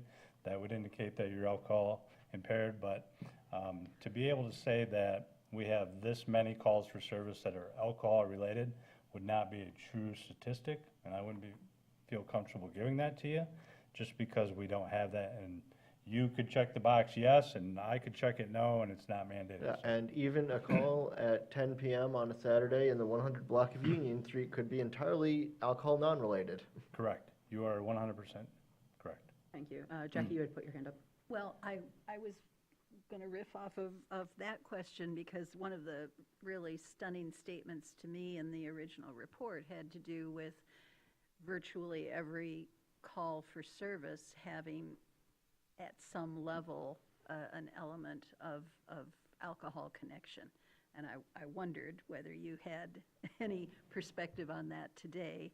And then I also had a question about the DDA-funded police officer downtown. Now that that's a full-time position, are those daytime hours, or is the schedule more drinking hour oriented? When are we deploying that person? So all of our community police officers, including the downtown officer, work on a flex schedule. So that's to enable them to be able to address issues that are occurring within their area. So if there's a problem on Wednesday nights from 10 p.m. to 2 a.m., I would expect that officer to be working. And if not, either, have that communication with our night sergeants and have the patrol down there. But that's why they're on that flex schedule, so that they can maneuver their schedule to address situations in their area. Also, I just had a quick question. I think without naming names, but I think locals and longtime residents will know that there's certain areas of Union Street where maybe there's a police presence that's not just the officer with people maybe watching the bars at certain nights, at certain times for safety. Is that continued, or has the community police officer aspect of that kind of kept from having to park patrol cars and sit on top as much, or is it a combination of both? I think it's a combination of both. Talking just recently with the sergeants, there are some officers that still sit across the street when the crowds dictate that. When I was on nights 10, 15 years ago, that was commonplace. You would have, especially after the smoking ban of bars and stuff, you would have 100 people outside those 3 bars. And if you have a little bit of alcohol on board and somebody bumps into you, that turns into this and that, and next thing we know, we have a fight. But if they see that patrol car, across the street, that's somewhat of a deterrent. In some cases, not in all. It still does happen, and that's more of a deterrent than I'm going to watch for somebody to leave and target that individual. Great, thank you. Any other questions, or we've really been grilling Chief here, but for anybody related? I was just going to make a quick comment about maybe in response to some of the emails we get, and as far as falling for clickbait or blog posts or random things that get said about areas. I don't know the motives. I can come up with ideas, but where we get listed as one of America's top 3 wildest cities, and it's riddled with inaccuracies as far as some of the data that I looked at, and then the other is if you try to check their sources, it goes to websites that don't exist. So don't believe the hype. Yeah. Who knows who pays for those certain things to be written and published. But those aren't accurate studies. And then one more thing about the mocktails, just kudos to those businesses. The profit margins are much higher. Yeah, and I would, just to back up, and thank you for that, because I thought of that earlier, Mayor Pro Tem, that that I've seen those lists too. They don't click to go anywhere. They seem to be maybe AI generated, just taking the most popular names of cities. Like, I saw one list that had us as like number 3 and Battle Creek was number 4, which I haven't heard of that being the hugest party town, but maybe I'm missing out. But also said that list in particular said that we're the wildest town. Also said we have 2 strip clubs in the city. Which we don't. Which we are not permitted, just so everybody knows, those are not permitted in the city. We also have a casino in the city, which I think we all know is not in the city.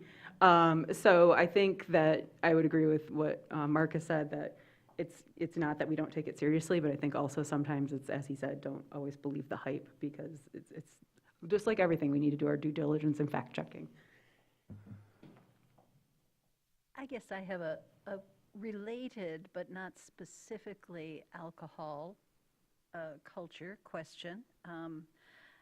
Certainly we've talked about general social trends like Sober Curious and Dry January and some of those things that have been out in the wider world, as well as being seen in our local scenarios. How are we following any potential public safety disturbances, any reports in terms of our recreational marijuana?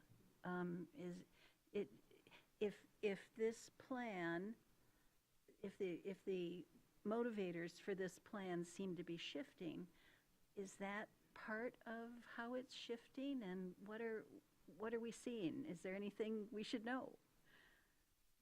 Just from my point of view, is the number of marijuana facilities that we have within the city are inspected by our department biannually, and we have not seen any increase of crime in or around those facilities. So Just to add some insight, as the Commissioner Warner, I believe, did you serve the whole terms with me or most of them? Only part of it. Okay. After spending 5.5 years on our various cannabis ordinances here, I can tell you that we do not have an ordinance that allows for any on-site consumption. So while people can, and again, I credit our police officers and the stores themselves for not wanting to lose their licenses, people can buy and consume and go where they want, and hopefully they're doing it where it's licensed, or where it's allowed, but there are no like lounges or anything on site, and also hotels do not, even ones that might still, I don't know if anybody does, have smoking rooms, marijuana or cannabis consumption is not allowed in hotels in any of the city. I think that TC Tourism shared that a couple of years ago. So very, very fair question, because it's always good to check in, but we allow it to be sold, but we really don't allow it to be part of the culture, as it were, of visitors outside. Thank you. The biggest complaint to the marijuana is sometimes the smell Yeah. from the facilities themselves. And when we hear that, we have a dedicated detective that inspects all the marijuana facilities and does all the liquor licenses. He goes direct with them, and through that process, we build, trust, and we build collaboration, and usually we can hammer that out right there. Yeah. Thanks. Any other questions for right now? I guess one question I would like to put to everybody is that, again, at the time that was suggested that we look at this $150,000 price tag several years ago, pre-COVID pricing, of going through and trying to do this by zone, by district, various ways of breaking it down. We've seen some changes both in the culture and how we are able to regulate it. Is that still something is that the will of this commission to explore that further? Would you want us to just get some periodic updates, maybe twice a year, to see if it is needed, or other solutions than just maybe what was there? Wait, Commissioner Treadwell. Yes, speaking directly to that point, yes, there were concerns about over-serving and certain behaviors, whether it was bar crawls, bachelorette parties, et cetera, in certain parts of the downtown area. There were also, the healthier drinking culture study was also prompted by concerns about the relocation of liquor licenses from across Traverse City and throughout the surrounding area into our downtown area, and the seeming creeping commercial need for a business that may serve food to then also secure that liquor license. So I don't know the extent to which those commercial concerns exist to the same extent in the broader community, especially now that we do have a growing non-alcoholic sector. But I would be interested in seeing, since we have seen over the past couple decades a relocation of a lot of the more neighborhood scale locations to our downtown area, if there is an interest in returning to what we had before. So you're looking at, just to clarify, you're looking at potentially some limitations you would like to see as any outside limitations on outside licenses, so that wouldn't apply to the developmental ones that are available or any that are already existing within the city limits? There are limitations for both the. No, I'm asking what you're looking for in it, though. I know the rules. Is that what you were asking us to look at, possible regulation? Possibly, yes. Okay, thank you. Tim, I know you had your hand up, and I know, Jackie, you did too. Yeah, since it was brought up as far as our serving on the marijuana ad hoc committee, and we, well, sometimes we struggled, sometimes we didn't struggle, but then it went around, and we talked about it a lot for several years, the whole how many, in what locations, what parts of town, that sort of thing. So I'm not bringing that up to discourage us necessarily, but it's a really big lift to decide, should this stretch of Garfield have how many liquor licenses? It's really hard. It's not that it can't be done, but how to come up with those numbers, and that's just one street or one spot. And yeah. And to do it throughout the community. So again, I'll follow the lead of others here. If it's the will, then certainly that's the will, but it's a tough lift to decide how many go in what area, because then you have who's there already, and then they get a pseudo monopoly because nobody else can come there and compete with them. So it's a tough one. And I'll add to that, to Commissioner Warner's point, since we went through the trenches together on that, that was also the benefit of it being a new licensing structure and a new endeavor where it was a clean slate. This, I guess I would join Commissioner Warner in pointing out the heavy lift that we had, but add in now we would be looking at the multiple types of liquor license structures, everything from package to full, nighttime, full service. So it is a heavy lift. That's why I think there was a giant price tag on it. Plus, we did that as an ad hoc with some staff time, and it took us literally took us years. And so I appreciate that insight from him. Jackie, you had your hand up. I was just wondering if, rather than the geography-specific control, whether simply a top-down citywide control mechanism might be a little more realistic and more possible, even just tracking how many liquor licenses do we have in our 8 square miles? And I look at the numbers, and if we started with 79 in 2014, and then we were up to, including all varieties, up to 225 as Well, of some places might have 2021. several licenses. Yeah. There you go. Yeah, And I that's- remember a couple of years ago, and we do have that information, by the way. We have an inventory of all the liquor licenses in the city.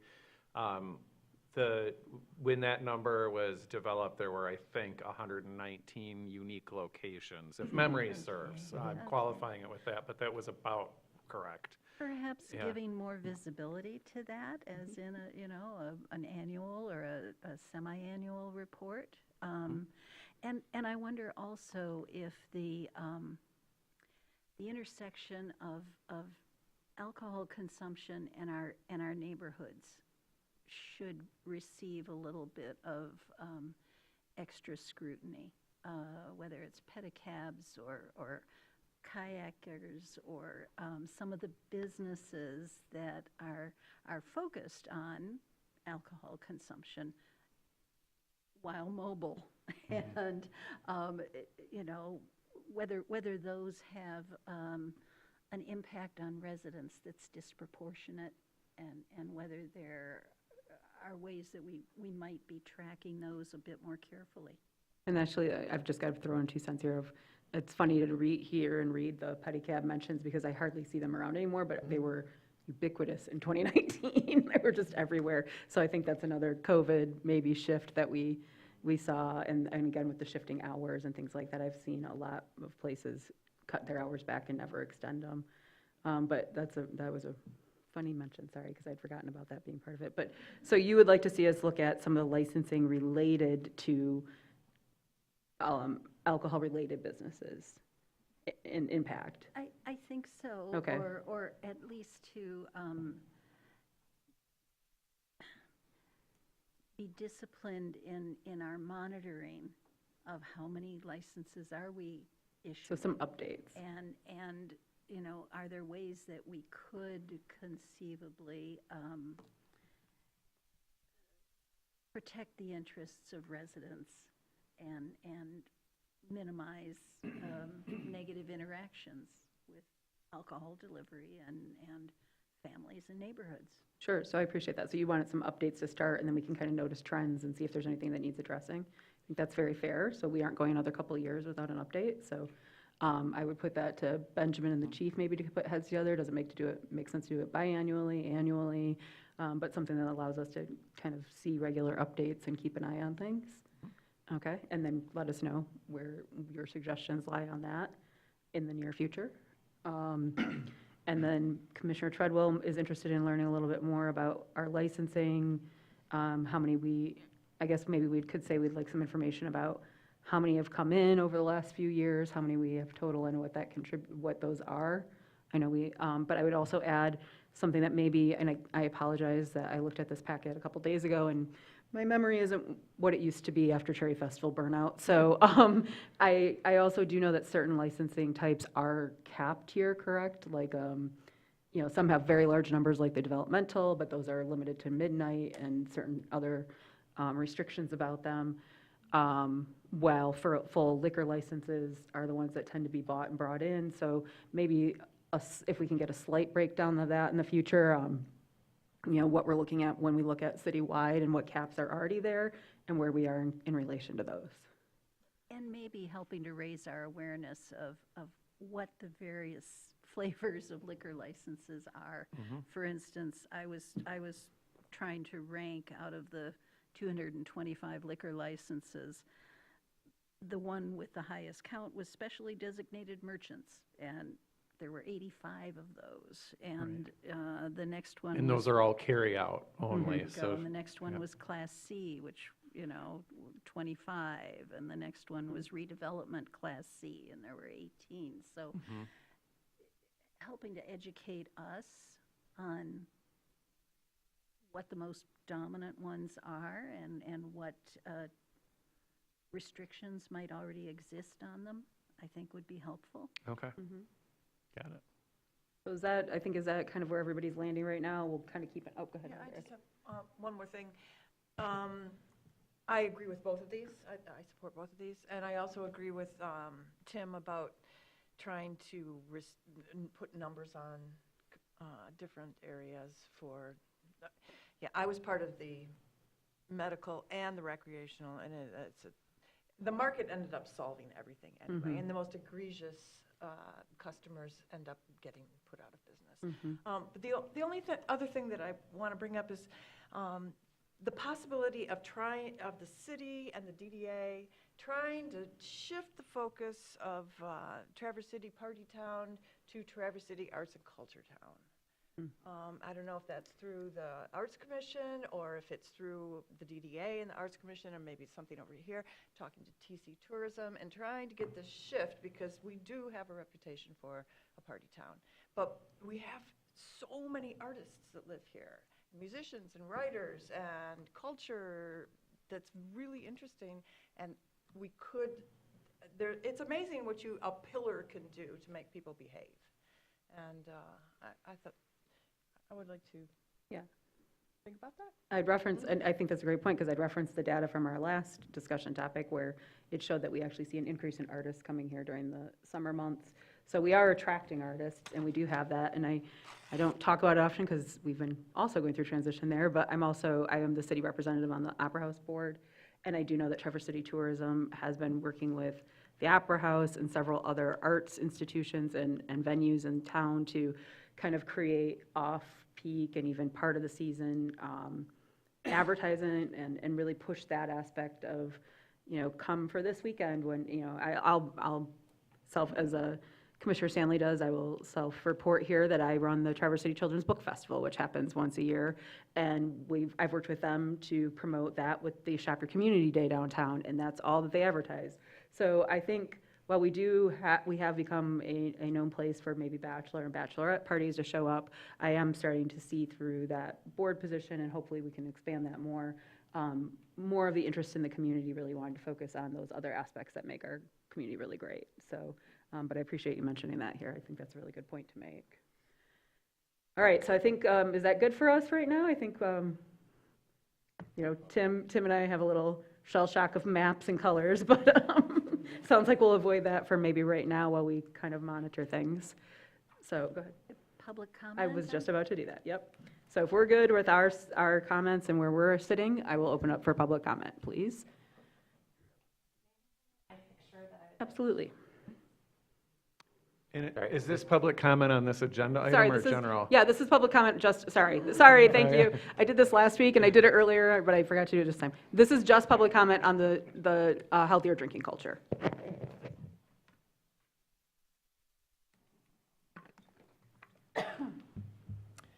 Good evening, Denny Scordato, East State Street. COVID or no, Amy, I can assure you that the Pedal Pup is alive and well. Pedal Pub is, for sure. And I see it on my neighborhood street in the Boardman neighborhood every Saturday morning between 10 and 10:15 a.m. And I think this is sending a horrible message to the children in the neighborhood, not only that Daytime drinking is fun, kids, but morning drinking is even more fun. And I wish somebody could convince them to not use the residential streets unless they absolutely have to. I think when they pass by my street, they're going from Little Fleet to,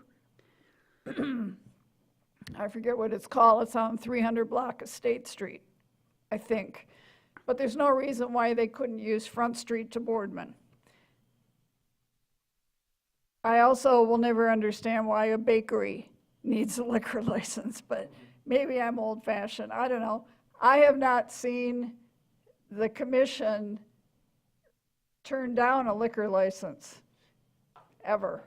And I just don't understand what we're accomplishing with this so-called healthier drinking culture, other than possibly getting things a little more under control downtown. That's all. Thank you.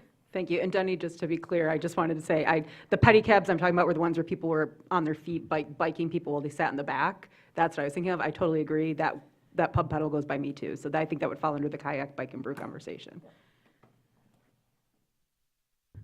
Bill Manny, 905 Bay Street. Now, probably my comments and concerns would be directed really towards these two gentlemen over here, but I'm past director of Boats on the Boardwalk, and we started that, we came to the city 37 years ago, and they welcomed the Boats on the Boardwalk with open arms because there was nothing going on in Traverse City at all at that time.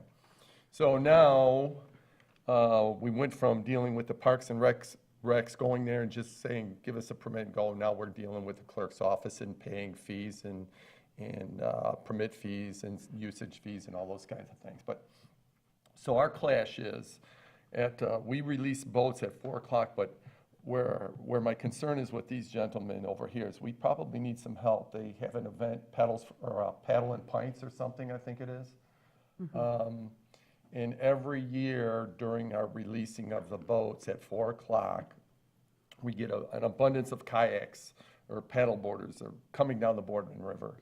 And those wooden boats are not very controllable in that river at slow speeds, plus there's a fast current in that river. So we would maybe like to have an officer present at the time we release the boats to maybe control some of the issues we run into with a much younger population than, you know, because most of the guys there with wooden boats are senior guys, and, you know, we get into some clash and altercations and due to the brain cells maybe not functioning the way they should because of the libations. So anyway, that's what some of my concerns are. Boats in the boardwalk, pedals for pints. So if we get some help there. Thanks. Thank you. And since that is an annual event, I know we do issue the permitting for the kayak, bike, and brew and such through the clerk's office. So as we're talking about re-examining some of these licenses, there might be certain events like that that we can note to make sure that that's communicated and disallowed. So we can continue that conversation with the clerk's office, but just wanted to let you know that that could be a permitting issue too. Well, sorry, thank you. Yep, we'll get you connected with the clerk's office so we can help take care of that. Any other public comment on this item? All right, seeing none, I will bring it back to the commission. I think we pretty much exhausted the conversation, but any last words, as it were? All right, seeing none. Oh, Heather, that was very inspired. It's because I forgot the last time we were here. The new park signs. Everybody seen the new park signs? They look really nice. I just want to shout out that I think they look great. They're easy to see, but they're not too flashy. They're just really nice. I agree. The Facebook Warriors were even saying something nice about it. Oh, there we go. I was really impressed. And I believe. Well, with that, with that, I'm really quickly going to open up final public comment. So the public can now share some of their final thoughts too. Now it is, sorry about that.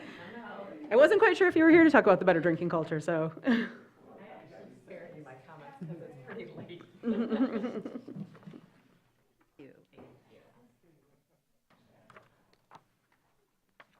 Say Bate Street? Bay Street, not Bates. Bay, not Bates, no. Thanks.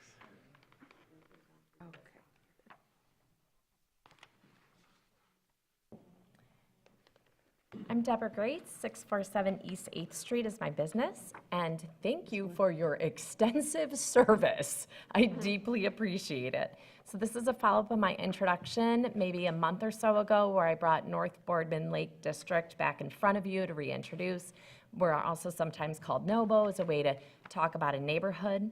And so I'm going to continue talking about a topic. It is Doug Farr, that city planner, had a new idea of the 8th Street charrette, and as Jackie Anderson said, we all want access to the water. It was to move the wastewater treatment fence and visually reveal the Boardman Lake to the residents of the community. This project stopped its movement because of COVID. It was actually going somewhere. It had legs, and that was great. But it hit a wall. So my goal is to help you visually see with these pictures what we mean when we say moving the fence. And that first set of pictures, you're going to see a red rectangle, and what that represents is that Franklin Street is a visual line straight to the lake. And the yellow line on the left is where the fence currently is, and in the next picture, the yellow line is where the fence would be nicely situated. The picture after that is the sign that says slow, blind curve by the Traverse Area Community Sailing. It's a problematic corner. We have this amazing round the lake loop. It's a huge asset. We have one specifically problematic spot there. It's problematic because we have the Traverse Area Community Rowing with 24-foot boats that they need to carry around that corner. We've got the Kids Traverse Area Community Sailing Camp directly at that corner. And the two pictures I show are me walking behind the couple where she's in peachy pink, and as I walk around the corner with her, the biker has to put his foot down and the kids behind are looking back and what are we doing? Because somebody just walked around a corner. The final picture highlights for you what I think a lot of us would have as concerns. Traverse Area Community Rowing is an exceptional group and we appreciate them. The rectangle that's blue there represents Traverse Area Community Rowing boat storage. I'm not asking to disrupt that. I'm not asking to move asphalt. I'm not asking to move bike paths or anything. We are looking at moving a fence. The Traverse Area Community Sailing Building, a lot of people visualize that might be blocking it, but it doesn't. It's that purple square there. So I would like us to open this up for the community to see the lake from 8th Street. I would like to improve our 4-mile around the lake trail. I'd like to improve things for the Traverse Area Community Sailing Kids, the rowing group. The final page shows you that having a pedestrian access across the railroad is a unique thing. It's not going to happen again. Thanks, Thank you. Deborah. I'm Carla Weaver. My business is at 516 East 8th, and I'm here to stand with Deborah as one of the members of the board of the North Boardman Lake District. We did have a meeting this morning about this, hoping to bring it to your attention again. It's been on the capital improvement plan for 5 years, and last year the Planning Commission named it a top priority. But the City Commission unfortunately had that addendum communication on their agenda at the meeting just minutes after they discussed the releasing of the city manager, and it wasn't discussed. So Deborah came before you then last month at budget time, and we're the only public comment at that time, asking for the project to be discussed. And 2 weeks later, when the council stamped the $37 million for the wastewater treatment plant budget, there's still no discussion of this requested topic. So we are hoping that as a district in the city that has many businesses involved, we would love to have that access, and we'd love to make a beautiful part of our city by having that gate moved. Thanks. Thanks, Carl. Anyone else for general public comment? Doug Kimball, 523 North Spruce Street, Traverse City. I want to restate something about the zoning of Bay Street.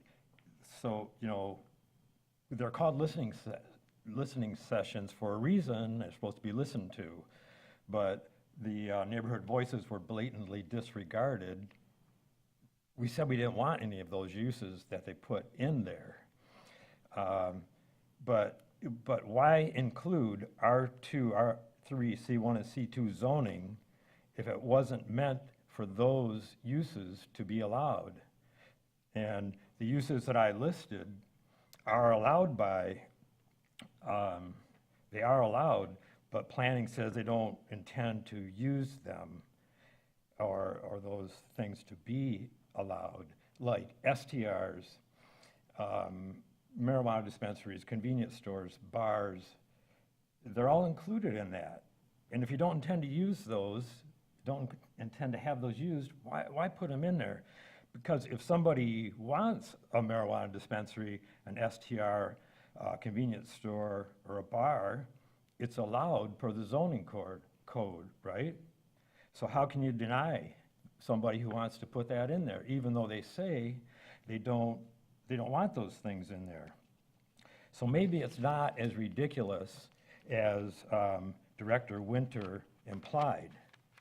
And I don't think I can rely on their statements then that those uses won't happen.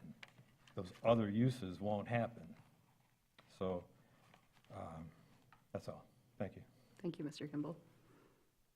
Any other public comment at this time? I'm looking at the other two members of the public, and I don't see them jumping up. So I'm going to close public comment and bring it back to the commission. I just wanted to give a quick shout out to our fire and police departments working with Central Command all last week for a very great Cherry Festival. I won't say fully uneventful because I think a lot of events happened. Maybe most didn't seem to be that bad though. And thank them for doing such a great job, and thank Cat Pay and the Cherry Festival team for continually trying to make the biggest event of the year here as chaos-free as possible. And you know, had a chance to do a lot of great things, some concerts. I got to go to the powwow this year and do some other really great cultural things that we have here in our town, all during one quick week. So I know some people dislike it, and maybe I don't, but then I also like funnel cake, so it's always tough for me. So I just wanted to throw that out before I forgot to thank staff that work so hard. All of our staff work so hard on it, but I know especially for our emergency services, it's a pretty busy week. But any other closing thoughts from any of other commissioners? Seeing none, I agree with Commissioner Shaw that the park signs are amazing, and we were just talking about potentially maybe looking at some of the other few signs that we have around, like at Travers Field by the city, of maybe just looking at those and doing something similar but slightly different for all of our signage in the community because it looks so good. Whoever the graphic designer was. I think, yeah. Corbin Design, Yeah. local design firm. Yeah. So with that, I will adjourn the meeting. Thank you, everybody, for sticking with us, but lots of big topics that have been hanging out for a while. What was that? He was trying to scare me. Oh. Wait. Um,